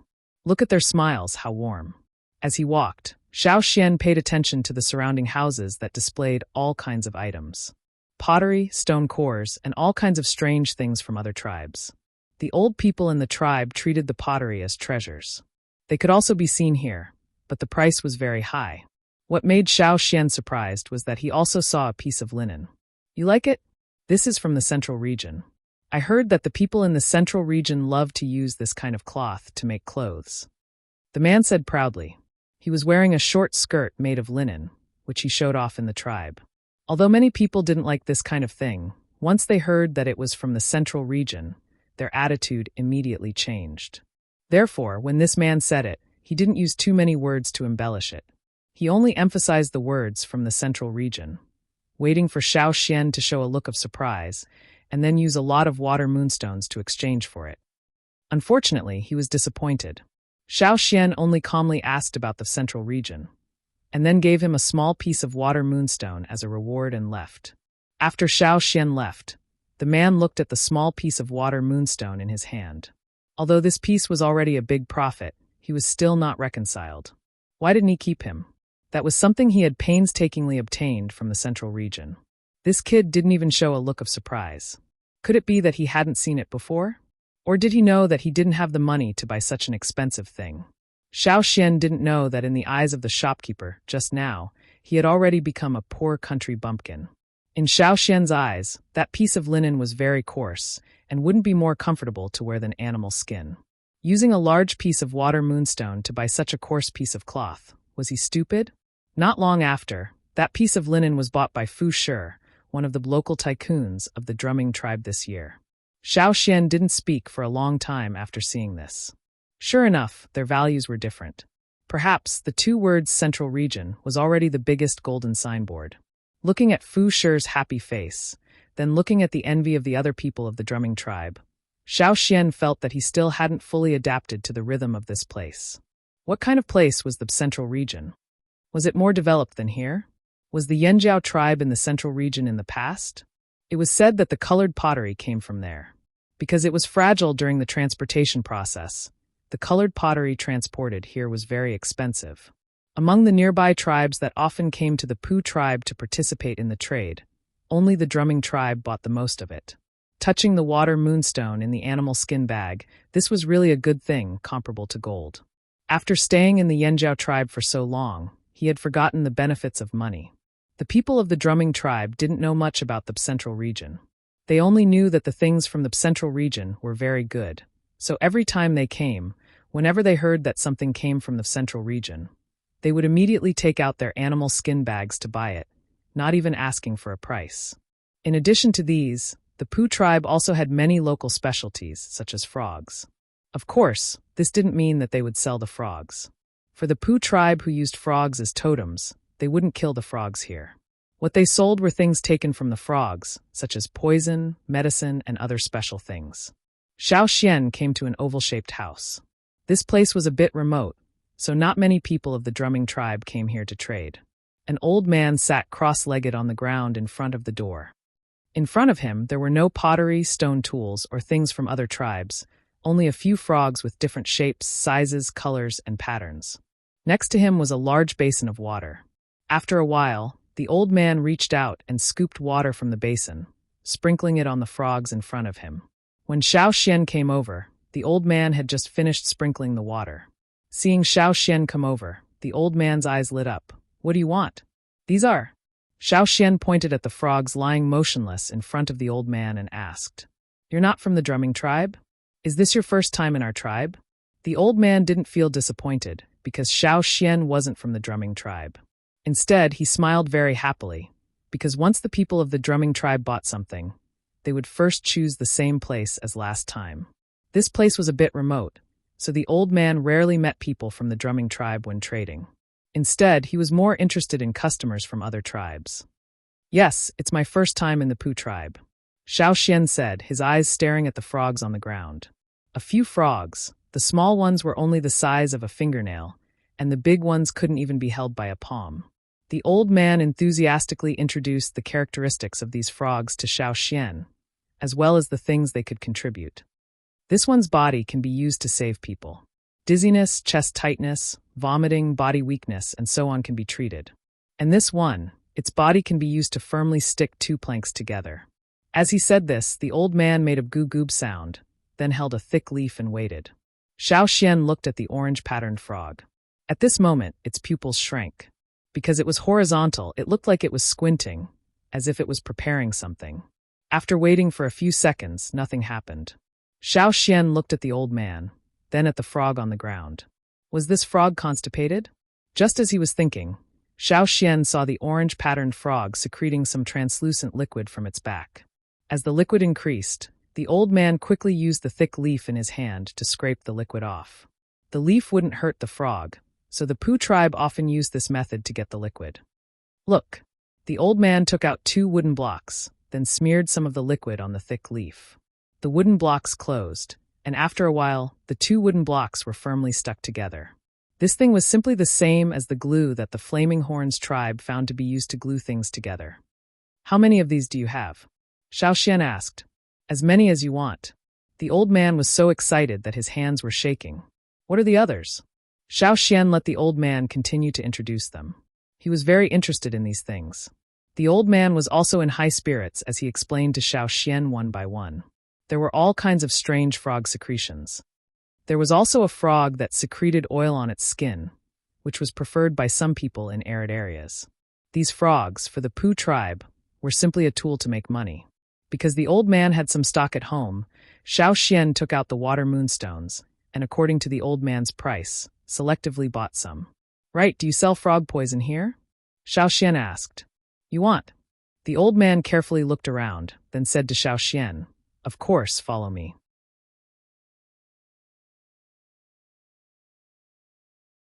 Chapter 168. The old man looked around as if he was guarding against a thief. He quickly tidied up the things in the house and called out twice. The frogs that were originally lying quietly on the ground by the door all jumped away. Some ran into the forest, while others ran towards the river. After tidying up, the old man pulled Xiao Xian in one direction. While walking, he explained to Xiao Xian in a low voice, "You want frog poison, so naturally you want frog poison with good effects. My grandson can get it for you. You can have whatever you want." The old man was afraid that Xiao Xian would change his mind and turn around to leave, so he kept talking to Xiao Xian. He was afraid that Xiao Xian would find it troublesome and go to other people's houses to buy. After all, there were many people in the Pooh tribe who sold frog poison. For example, many people in the drumming tribe liked to buy tools that had already been smeared with frog poison. They would directly wrap it up, stuff it into a basket, and leave after paying some water moonstones. What the old man wanted to do now was to take Xiao Xian to get it on the spot. Compared to other people, it was a bit more troublesome. Xiao Xian didn't think much of it. As long as he could get what he wanted, he didn't mind if it was a bit troublesome. Moreover, after seeing the things that the old man scraped from the frogs, he was quite curious. In the past, when he was in the Yanjiao tribe, when he went out to hunt, the warriors also liked to use some things that came from animals. They used those poisons to smear the weapons in their hands, such as spearheads, bows, and so on. Among them, there were various kinds of poisons. Frog poison was more commonly used. When the Yanjiao tribesmen took frog poison, they would first kill the frog, then roast the dead frog over a fire. As they roasted, the the poison would slowly seep out from the frog's glands. After the frog poison came out, as long as they took the weapon and smeared it back and forth on the frog's body, the desired effect would be achieved. 4 poisonous frogs. The warriors only needed to smear a bit of frog poison on their weapons to hunt prey. Generally, wild beasts that were poisoned by frog poison would die very quickly. Ferocious beasts had stronger resistance and wouldn't die, but their movements would be affected. We're almost there. Don't worry, the old man said hurriedly. Xiao Xian was not in a hurry, but the old man next to him was. He pulled Xiao Xian to a place by the river. Looking at the big lotus leaves in the river, he shouted, "Hey, are you there?" The lotus leaves on the surface of the river swayed with the wind. Some frogs in the river croaked, but there was no human voice. The old man was so angry that his beard trembled a few times. He said again, "Come out, I see you." Still, no one answered. The old man took a deep breath and roared, "Get out here. I know you're here." Finally, a helpless reply came from a cluster of lotus leaves not far away. "Yes, Grandpa." "What's the matter?" A figure jumped out from the lotus leaves and landed on a large lotus leaf by the river bank. He glanced at Xiao Xian and then looked at the old man. "Grandpa, you can sell whatever you want. Why did you call me?" "I'm still sleeping." "Why are you sleeping?" The old man's eyes bulged as if they were going to pop out. "Come here. This young man from another tribe wants to buy frog poison. There are so many frog poisons in the tribe. It doesn't matter where I buy them. Grandpa, I remember you collected several jars at home." Zhao yawned and said. The old man stopped breathing and mumbled. He didn't look at Xiao Xian and wasn't afraid of the thorns on the stem of the lotus leaf. He bent his arm and picked up the stem. "Come down. Sleeping all day, are you in a hurry to get through the winter?" Zhao had no choice but to jump down from the lotus leaf. His eyes were half closed as if he hadn't woken up yet. He looked at Xiao Xian. "You want to buy frog poison? What kind?" The old man slapped him and then looked at Xiao Xian with a smile. "Young man, what kind of frog poison do you want?" Xiao Xian thought for a moment and said, "Can I take a look at those frogs first?" He didn't know how different the frogs here were from the ones in the Yanjiao tribe. Of course, of course." The old man didn't wait for Zhao to answer and quickly answered. Zhao whispered trouble and then jumped on the lotus leaf. His cheeks puffed up and he made a few goo-goob sounds before returning to the shore. After a while, Xiao Xian saw some frogs jump out from the forest and a few from the river. Most of these frogs were brightly colored, but there were also some that didn't look very conspicuous. Each frog was no bigger than a palm. After jumping over, they surrounded Zhao and didn't run away. They just stood there and occasionally moved their hind legs to wipe away the mucus on their bodies to keep their skin moist. "These are all dead. This frog's poison can relieve pain, and it's very effective. I used it on the wild beasts on the mountain over there," Zhao said. "And then?" Xiao Xian asked. "They died." Xiao Xian. "If you use too much, even if it can be used as medicine, it's poison."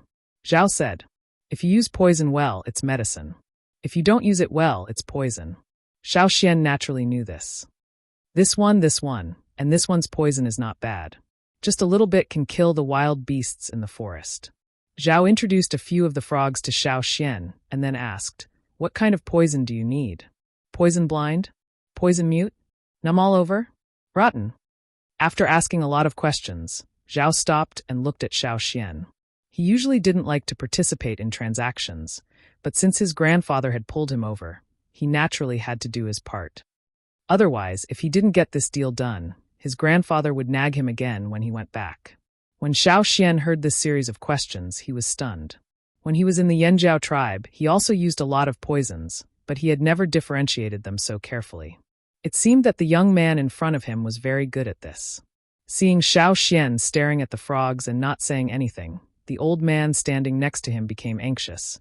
"If you don't know which one to choose, you can buy some of them and try it out."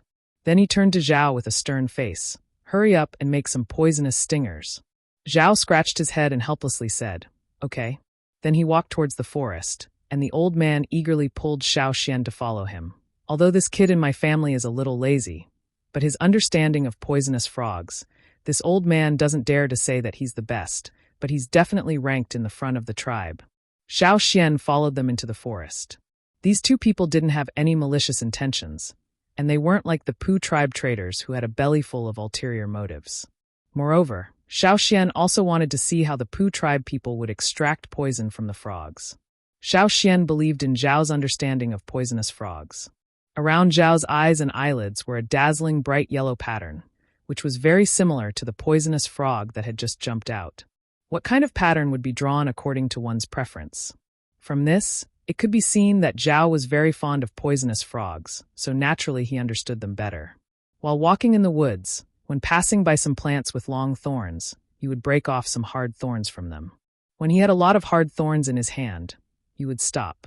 Then he used the stone knife that the old man carried with him to chop a piece of wood. He split it in the middle and placed the wood on the ground. You croaked a few times. After waiting for the frogs to come over, he took out a hard thorn. You held it between his index and middle fingers and rubbed it on the body of the nearest frogs with blue patterns. Some transparent liquid was secreted from the frog's body. This was the frog's poison that could kill an entire deer. The long, hard thorn was smeared with the poison, but it did not hurt the frog at all. After smearing it, Zhao turned his wrist, palm facing down, and slapped the wood he had just split open. When he retracted his hand, the poisoned hard thorn had been firmly nailed to the wood. The tip of the hard thorn was facing up, and the one that was nailed into the wood was the broken end. Just like when nailing a nail, the other end was nailed into the wood, not the tip of the nail, but the other end. From this series of actions, it could be seen that Zhao was very proficient in this. He had done this many times before. One by one, the hard thorns smeared with poison were firmly nailed to the wood. There were 5 thorns for each type of frog poison. When one type of frog was finished, he would change to another frog and continue to apply the poison. Although this frog's poison may not be able to kill people, but this is its main effect. Zhao used the hard thorn to smear on a dark blue frog, and then smeared the poison on the hard thorn onto the leaves of a nearby plant. With a sizzling sound, a hole was quickly corroded where the poison was smeared on the leaf. There was still smoke coming out, and it smelled a little pungent. When the poison was smeared, there was no smell at all. It was hard to imagine that this kind of poison was taken from a frog that was not even the size of a palm. As for the hard thorns used by Zhao, because the surface of the thorns had a layer of corrosion-resistant hard skin, they would not be corroded by the poison. Zhao continued to nail the hard thorns smeared with poison onto the wood. When the poison on the thorns dried, he took them off the wood and wrapped them in something. When he needed to use them in the future, he could just take them out. The effect of the dried poison would not weaken much, but there was a time limit. The longer the poison was left, the weaker the poison would be. Xiao Xian watched as Zhao nailed the hard thorns into the wood with his bare hands. He knew that many frog poisons could only work through the blood. If they did not cut, the poison would not have much effect. Many of them would only cause a rash on the fingers and would not be fatal. When the warriors of the Yanjiao tribe caught animals with poison, they would take certain protective measures. They would either wrap their hands with something or use other tools to catch them. But now there were many frog poisons here that could work directly through the skin. There was no need to cut, but the person who made the hard thorns was very calm and used his fingers without any protection. If even a little bit of poison came into contact with the skin, it would corrode the skin and create a hole or be poisoned. Especially when the thorns smeared with poison were nailed into the wood. Many people were worried that the poison on the thorns would slide down to their fingers. But Zhao was always able to pull back the moment the poison dripped down, so the poison did not touch his fingers at all. What surprised Xiao Xian even more was that after there were no more thorns nailed into the wood, Zhao would directly hold the remaining thorns in his mouth. His teeth would bite the end of the thorns that was not stained with poison. As long as even a little bit of poison touched his lips, he would feel better. This was a very dangerous thing to do, but the old man next to him was not surprised. He had seen it many times and was not worried. After the thorns were smeared with poison, the poison on the thorns gradually dried. Zhao then pulled out the thorns with poison. Of course, this time he did not do it with his bare hands, but with the help of leaves. Passing the wrapped thorns to Xiao Xian, Zhao said, "Well, you can try these. If you think they are good, you can come again. Just find this old man. I'm going to sleep."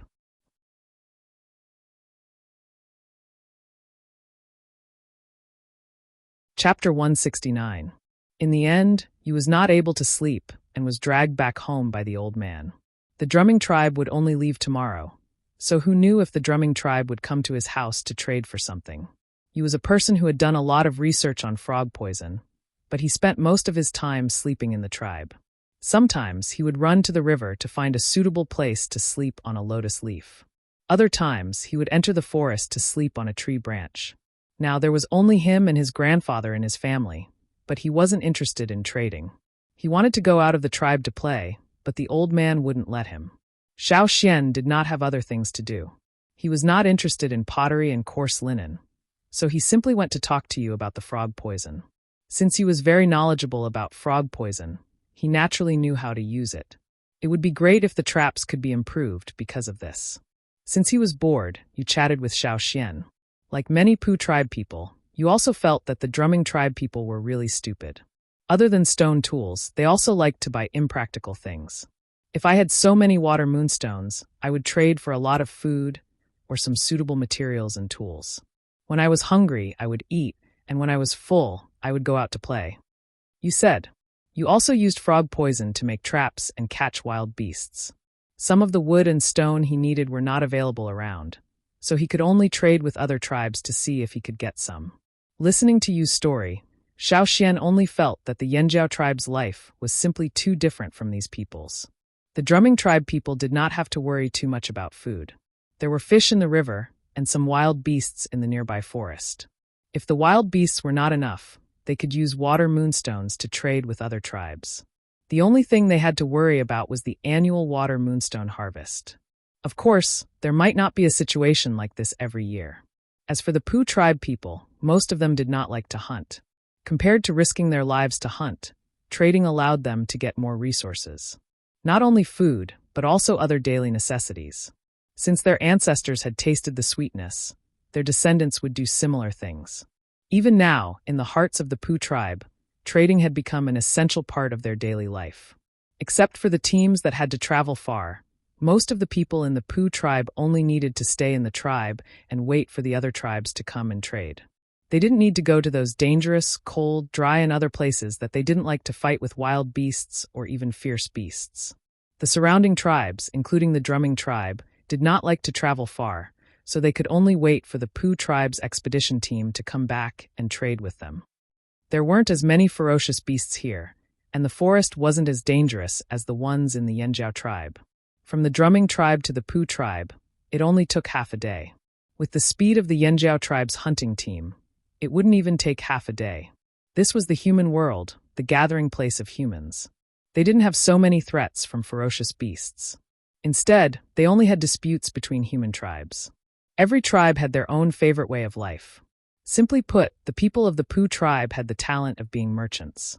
Where do traveling teams usually go? The central region? Xiao Xian asked. Most of the time, they go to the central region. Why do you want to go? Yes, I originally came out to gain experience. Xiao Xian said. He was suddenly envious. He also wanted to go out. Many young people wanted to go out. The tribe's expedition team was made up of young adults. Every time he saw his peers go out with their parents, he also wanted to go. Unfortunately, his parents had already passed away. That year, the expedition team suffered heavy losses. More than 70% of the people didn't come back. Because of this, the old man didn't let you go. Actually, although the expedition team is dangerous, it isn't always so dangerous. You said. In the Pooh tribe, Chief Guang Ho was also very supportive of young people joining the expedition team. This was not a peaceful era. There were no laws and regulations. Killing people to steal treasures was not uncommon. In the expedition team, everyone had the ability to protect themselves. It's a pity that the old man doesn't let us go. He was very annoyed. He studied the frog poison in addition to his interest. It was also to prepare for the expedition. Your tribe, when will the expedition team leave again? Xiao Xian asked. Just now, you had said that the tribe's traveling team would come back a few days after the 2 moons overlapped. Every time, they would come back on those days to exchange more things with the drumming tribe. After the exchange, they would take the water moonstones and other things and leave the tribe, setting off for a long journey. After chatting with you for a while, Xiao Xian went to find Fu Shi.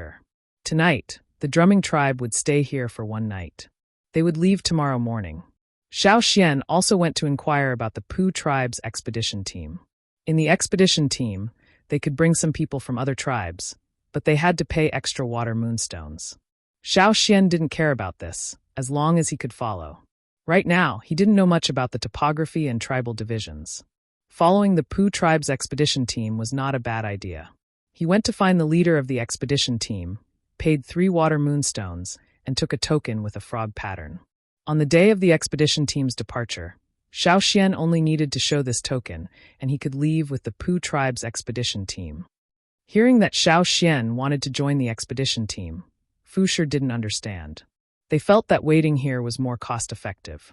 When the Pooh tribe people brought the things over, they only needed to exchange water moonstones. Why should they follow? Giving away 3 water moonstones for nothing. But thinking about it, Xiaoxian came out to gain experience. Fu Shi was relieved.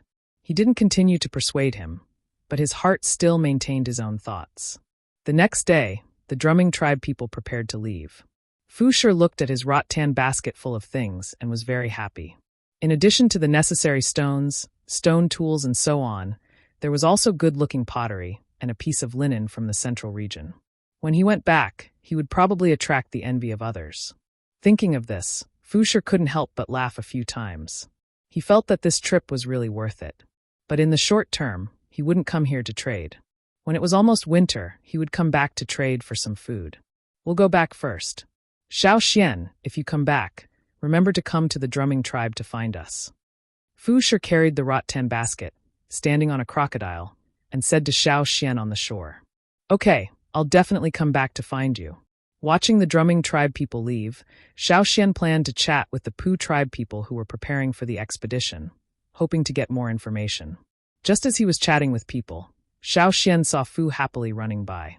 "Fu, where are you going?" Xiaoxian asked. Seeing Xiaoxian, Fu's smile became bigger, and he came to share his joy. "My grandfather agreed. Haha, I just went to find Leader Fan Ning. In a few days, I'll go with them." Speaking of this, Fu didn't have the sleepy look from yesterday. He was full of energy and couldn't wait to run a few laps around the tribe. Fan Ning was the leader of the Pooh tribe's expedition team. He was called leader by the people in the team, and Xiaoxian was looking for him. "Congratulations," Xiaoxian said. "Hee. I won't say any more. When we go back, we need to prepare more." Fu rubbed his hands and narrowed his eyes, just like those poisonous frogs brewing their venom. In the next few days, Xiaoxian also saw other tribes coming to the Pooh tribe to trade.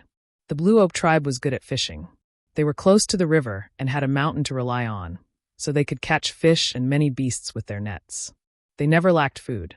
Every time the Luo tribe people came, they would have a big net of prey to trade with the Pooh tribe people.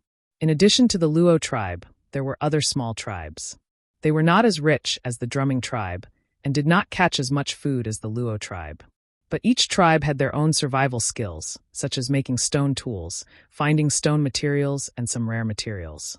Some were also good at using medicine, directly using medicine or natural herbs to trade. In the few days that he stayed in the Pooh tribe, Xiaoxian had exchanged a lot of good things. Since he was preparing for the expedition, he naturally needed some good stone materials. He himself knew how to make stone tools, so he didn't need to use more water moonstones to exchange for polished stone tools. Stone tools, herbs, they all needed to be prepared. High-quality stones were not easy to find in this area, so Xiaoxian exchanged more. The Pooh tribe's expedition team set off 10 days later. On the day of departure, Xiaoxian's things were all prepared. The team had close to 200 people, and more than 90% of them were from the Pooh tribe. The expedition team gathered by the river. Fu had a big animal skin bag hanging around his neck and a big rattan basket on his back. He was panting as he ran over, followed by the old man. There were also other people around to see them off. The rattan basket was filled with many things, including stone knives, spearheads, and many dried meat and roasted insects. The old man gave some things to the people he knew in the team, and Xiaoxian's hand was also stuffed with a bottle of frog poison. It was Fu's first time joining the expedition team, and the old man hoped that everyone could help look after him. He was indeed a businessman, his brain was flexible, and he knew how to do things better than the people of the drumming tribe. Xiaoxian thought. Seeing Fu panting, Xiaoxian reached out and took the rattan basket from his back. "I'll hold this for you. I'll give it to you when we get on the raft." "Hey, no need. You also brought a lot of things. My basket is very heavy, you can't carry it." Fu hadn't finished speaking when he saw Xiaoxian easily lift the rattan basket with one hand. Fu and some people around looked at Xiao Xian, who was still relaxed, and asked, "Which tribe are you from?" They had never seen anyone stronger than the people of the drumming tribe. "Yanjiao," Xiao Xian said. "Oh." Fu and the others silently memorized this tribe's name. Xiao Xian smiled, then took the things and jumped onto the raft with the others. The shaman gave Xiao Xian some tasks. Because of natural and man-made disasters, the Yanjiao tribes were divided, and the one on the other side of the river was only one of the divisions. What Xiao Xian needed to do was to find another Yanjiao tribe. Only until now he hadn't heard anything about Yanjiao. The shaman gave the stone card to Xiao Xian, and also drew a totem pattern on Cha-Cha's feet. He didn't want Xiao Xian to hide anything. If the world had already forgotten about the Yanjiao tribe, then everyone would remember this name. Besides, even if he tried to hide it, once the battle started and the totem pattern was revealed, everything would be known. There was no need to lie.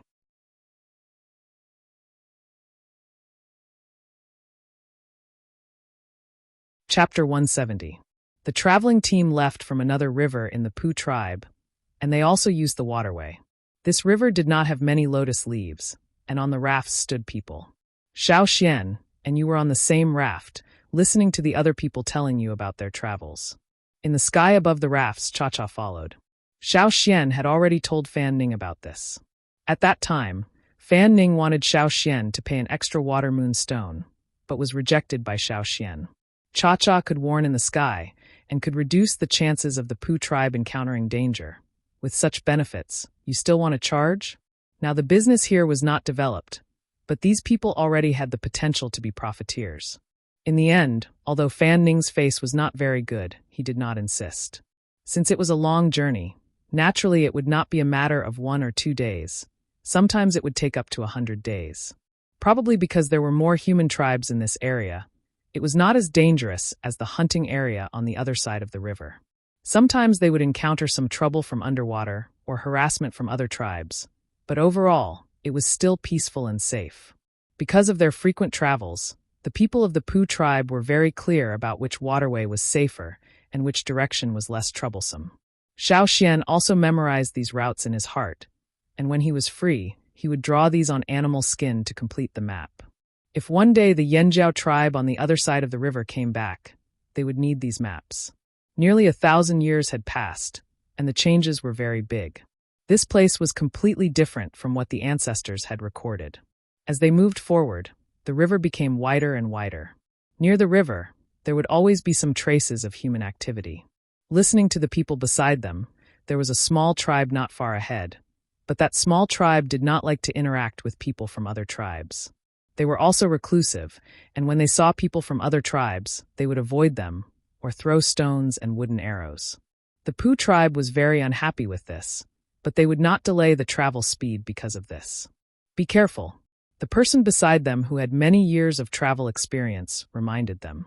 On the shore in front, there were a few women wearing animal skin washing things. When they saw the raft team, they quickly dragged their things and ran. When the wooden raft team passed by, some arrows were shot from the forest on the slightly higher ground on the shore. This kind of strength was nothing to Xiao Xian, or even to the warriors of the Yanjiao tribe. They could easily catch it and break it. However, if there were a lot of such arrows, it would be annoying. The people of the Pu tribe used their wooden shields to block the incoming arrows. Xiao Xian used his blade to cut down the arrows. If it was a big tribe, maybe the Pu tribe would take a step back and communicate with them. But for such a small tribe, the people of the Pu tribe were too lazy to pay attention to those eccentric people. The speed of the rafts increased, and only after the rafts left that area did the arrows stop. In fact, the people hiding in the bushes might not have really wanted to kill the people passing by. They were just trying to scare them. If they really wanted to kill them, they would have used a more forceful method instead of using these wooden arrows that didn't even have a sharpened head. There were many tribes around, and the presence of the small tribes was very low. Most of the tribes only had a few hundred people, and their strength was not strong. They were born and died quickly, so the Pu tribe did not pay too much attention to them. The people of the Pu tribe around Xiao Xian did not want to talk too much. They only cared about their own interests. 2 days later. In front of us is the fork.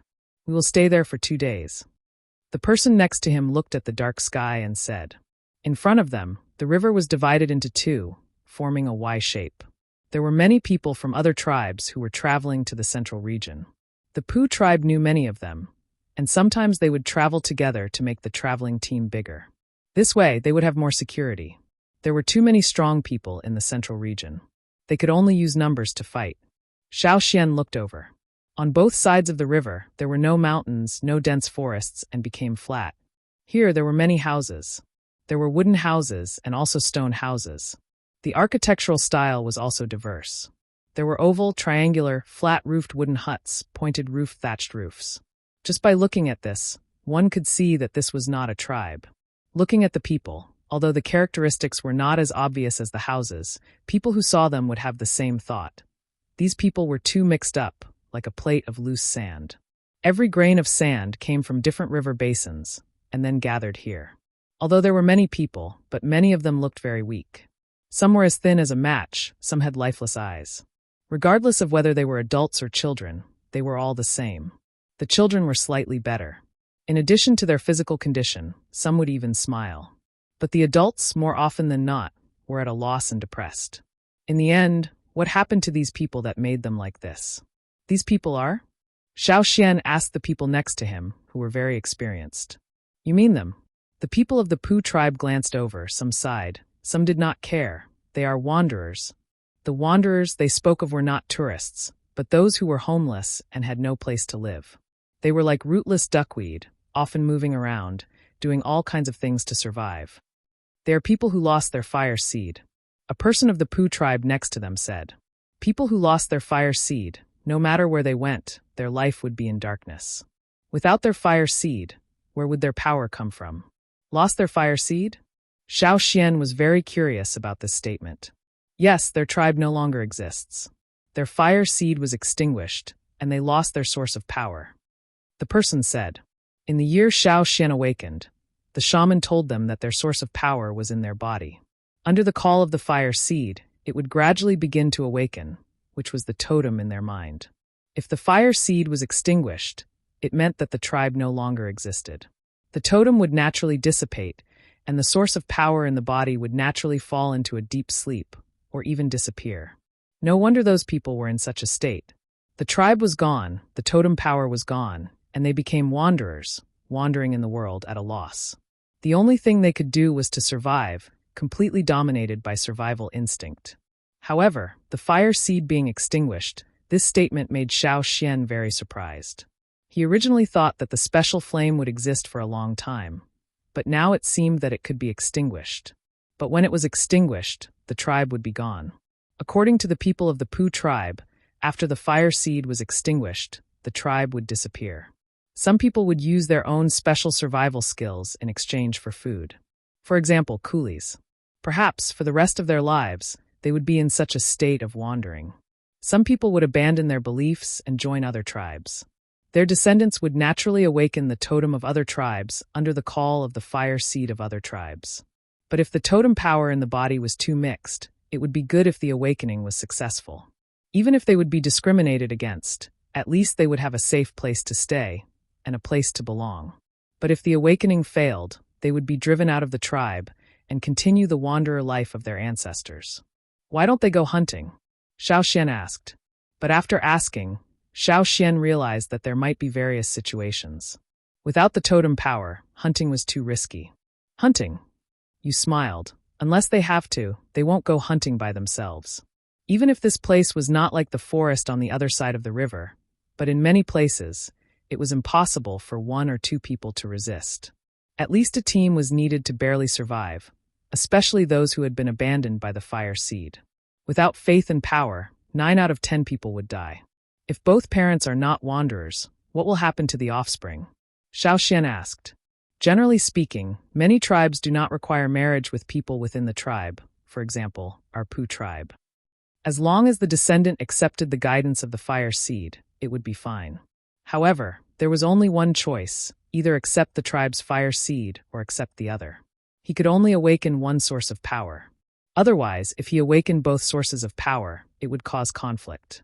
The people of small tribes are more inclined to marry people within the tribe, but this also has its disadvantages. If there are too few people, it is easy to cause chaos. The Pooh tribe's experienced traveler also said that in order to increase the population of small tribes, many unimaginable promiscuity occurred, making the whole tribe a mess. The people of the Pooh tribe were quite disdainful of this. Xiaoxian thought about it. When the Yanjiao tribe was stranded in that place, there were not many people, but there were records in the hands of the shamans. According to Xiaoxian's records, the tribe's population growth was very slow, but very stable. There was no chaos like what you said. When he was in the tribe, Xiaoxian felt that the Yanjiao tribe's shamans did not have an easy life. Now that he heard about the situation of other tribes, if it were not for the leadership of the Yanjiao tribe, generation after generation of shamans, it might have become like that. In that situation, they had to face all kinds of fierce beasts in the surrounding forest. It was not easy to develop to the scale of nearly 2,000 people today. A good shaman, a good leader, was indeed very important. The Pooh tribe's traveler team came ashore one after another. Xiaoxian saw a small team of 10 people quickly come over to help the Pooh tribe's rafts carry things and look after the rafts on the water. There was also a person holding a whip and staring fiercely at them. Who are they? Xiaoxian asked the person next to him. You mean them? It was the same words as before, but this time the Pooh tribe's people's eyes were no longer indifferent or sighing, but with extreme contempt, heavily said, Those are slaves. Xiaoxian's eyelids jumped. At this time, Xiaoxian only heard a presumptuous laughter in front of him. The laughter was a bit harsh. Looking up, Xiaoxian saw a man casually draped in a leopard pelt, smiling as he slowly walked over. He was tall and thin, with a pale face, unlike the tanned skin of the people around him who were busy working. His eyes were slightly squinted, and he seemed to be laughing happily. But from his eyes flashed a sharp light that told Xiaoxian that this person was not easy to get along with. Ha ha ha, we meet again. When that person came over, the leader of the traveler team, Fan Ning, quickly went to greet him. Fan Ning, who had always been unhappy with Xiaoxian, was now smiling like a flower, and went to talk to the other party. Who is that person? Xiaoxian asked the person next to him. This time the Pooh tribe's people's voice was not so loud. Slightly lowering their voice, they said, He is the master of those slaves. In other words, the person wearing leopard skin was a slave master.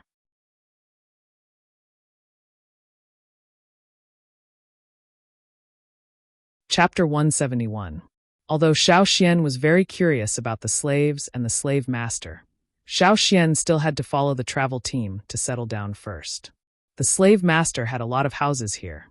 At such an intersection, there were a lot of teams coming and going. Every day, there were many people like the Pooh tribe's travel team who came here to settle down. He would collect a certain fee. All the work was done by the slaves. But Xiaoxian found that the slaves who were despised by the Pooh tribe, although their health was also very poor, compared to the wanderers, they had something more. Right, strength, it was strength. The slaves had more strength than the wanderers. It was not necessarily strength, it could be something else, speed or reaction or something else. Some of the slaves were in pain, some were numb. They turned a blind eye to the disdain around them. Becoming a slave meant abandoning all the beliefs of the past. From now on, he only believed in one thing, his master. The night was getting darker. Fan Ning did not tell the slave master that he still needed to arrange the team. The temporary place to settle down was not very good. The space was small, and everyone was squeezed inside. This was better than feeding the mosquitoes by the river. Moreover, at night it was not safe outside. They might be killed by the wanderers if they went out. It was said that some crazy wanderers would even eat people when they were hungry. Although they were not afraid of them, it was always good to be on guard. It was better to stick together. As for Cha-Cha, Xiaoxian did not need to worry. This guy could survive in the hunting grounds. Here, those beasts were no threat to him. Even if he encountered danger, he would find Xiaoxian. At this time, in the surrounding area, in the different houses that Xiaoxian had seen before, there were also fires lit. The people who went out to work came back with the fruits of the day's work. Some came back from the forest, some came back from the river where the travel team stopped. They also did hard work, but the pay was very little. A thin figure walked quickly through the night. The wooden stick in his hand waved quickly, driving away the buzzing mosquitoes. Coming to a small wooden house, he moved a thick wooden board, flashed in, and then quickly moved the board back to block the mosquitoes outside. He's back! Inside the house, a similarly thin woman was sitting there with a small child in her arms. She looked exhausted. The child in the woman's arms was sleeping. In the corner, there was a wooden plank. It was a bed, and a thin figure was sleeping on it. Yes, the man who had just returned from outside put aside the animal skin with several holes on it and took out the day's harvest. They were some fruits from the mountains, a fish, and a rabbit. The surrounding wild beasts that could be hunted had mostly been hunted. If they went any further, their abilities were limited. If they went any further, they would die. As for the fruits, many of them had already been picked before they ripened. Today, his luck was still good. He found a few big fruits in a corner that was not easy to be noticed by others. Seeing the fish and rabbit, the woman's eyes lit up. This was already considered good. The woman carefully put the child in her arms on the wooden bed and went to put the fish and rabbit into the pot to cook. Because these two animals had been slaughtered and cleaned outside, they did not need to be treated much. They could be cooked directly. She came back and bit the fruits one by one. After a while, the woman put the juicy fruit next to the mouth of the 1-year-old child on the wooden bed. With food, the child did not sleep anymore. She hugged the fruit and ate quietly. The woman handed 2 fruits to her daughter on the wooden bed. Eat some first. How is it today? The woman asked. The man sighed and shook his head. At that time, there were 10 people who came here with their family. 3 of them joined other tribes, 1 successfully stayed, and the other 2 were driven away and did not survive. 4 of them were left behind by wild beasts when they formed a group to hunt in the mountains. 2 of them became slaves. The remaining person, along with his family, had been staying here for almost 10 years. If it doesn't work, I plan to find someone to leave with us. Let's go to another place. I've already talked to them today. The man said. As he was speaking, the wooden plank blocking the door was slapped. Yenshoa, open the door. Hearing this voice, the man's tight muscles relaxed. He put down the stone knife in his hand, stood up, and moved the wooden plank away. The person who came in was shorter than Yenshoa. He was even skinnier than Yenshoa, like a bag of bones. His eyes were bloodshot, and his breathing was rapid, as if he was making some kind of decision. What's wrong? Yenshoa asked. The other person came in and suddenly raised his head. Because he was too emotional, the expression on his face was somewhat distorted. Yenshoa, I plan to go there. Saying this, the person looked in a direction. Yenshoa's eyes widened in surprise. I really can't take it anymore. Today I met them, and they have strength again. That person said, and showed Yenshoa his broken arm. This arm, according to the current situation, would not be able to recover in a short period of time. Yenshoa knew who they was referring to. It was the people who came here with him and became slaves. And the direction that the person in front of him was looking at was the place where the slaves were. Yenshoa opened his mouth, but did not know what to say. Originally, he thought that everyone would leave together, find a better place, and work hard to survive. But he did not expect that the other party had already given up and could not endure anymore. The feeling of having no strength really made people despair. Okay, I'm leaving. That person walked to the door and stopped. With his back facing Yenshoa, he slightly tilted his head. Make your decisions soon. Also, don't think about those impossible things anymore. After that person left, Yenshoa sat there quietly, looking at the fire in the bonfire, and did not speak. When his eyes stared at the bonfire, the muscles on Yenshoa's face twitched twice, and the veins on his not-so-thick arm could be clearly seen. The strangest thing was that the lines that appeared on Yenshoa's face were not clear. If Xiao Xian was here, he would definitely recognize that these were the totem lines on the faces of the Yanjiao tribe's totem warriors. Only, compared to the totem warriors of the Yanjiao tribe, the totem lines on Yenshoa's face were not clear and not stable. Sometimes they were slightly clear, and sometimes they were completely hidden. And on his naked upper body and arms, there were no lines. Yenshoa had always felt that his strength should be far more than this. But because he was a wanderer, he did not have a fire seed, so he could not become a true totem warrior. He knew that his ancestors were from the Yanjiao tribe. In the words that were passed down from generation to generation, everyone remembered the Yanjiao tribe and the tribe's totem. Father said that the Yanjiao tribe still exists. Yenshoa said in a low voice. The people of the Yanjiao tribe are all strong warriors. They can easily carry a bear. The fire seed's flames can cover their whole body. The flames of the Yanjiao tribe's fire seed can cover an entire mountain. At first, Yenshoa was just muttering to himself in a low voice. His tone was still calm, as if he was telling a story. But gradually, his tone became depressed, and his eyes became red. Because of their obsession, the ancestors of the Yen Shuo tribe would always give their juniors names with the word Yen or Jiao. This was so that they would remember the name of their tribe. If they could find their tribe one day, their wish would be fulfilled. Therefore, the later generations were not allowed to join any other tribe. They were not allowed to be slaves. Even if they died, they were not allowed to betray their own tribe. But so many years had passed, and the Yanjiao tribe was no longer remembered by people. No one in the surroundings had heard of such a tribe. No matter how many times Yen Shuo said that his tribe still existed, and that his fire seed still existed, the others did not believe him. But Yen Shuo's strength was indeed greater than others, and he would also reveal faint totem lines. This was an important reason why he was able to persevere until now. But now he was at a loss. The other 10 people who came with him were all unable to persevere. Now only his family was left. Leave. If there were not enough people, if only his family left, they would probably die before they could go far. 2 days ago, someone left, but the next day, he was found dead by the river not far away. The blood on his body was sucked dry by the mosquitoes. Half of his body was bitten by the wild beasts that came out at night in the nearby forest. If another day passed, not even his bones would be left. Even if Yen Shuo's strength was greater than others, it was only relative to the wanderers. For those totem warriors, it was not enough. Power. With power, one could live better in such a world. This was also the reason why many wanderers who could not endure it chose to become slaves. Although they lost their freedom and lost a lot, they could still gain power from their slave masters. But how should they choose? Should they continue to endure and search, or wait for news from the Yanjiao tribe? Or, like those wanderers who could not endure it, find a tribe to rely on, or become a slave? No.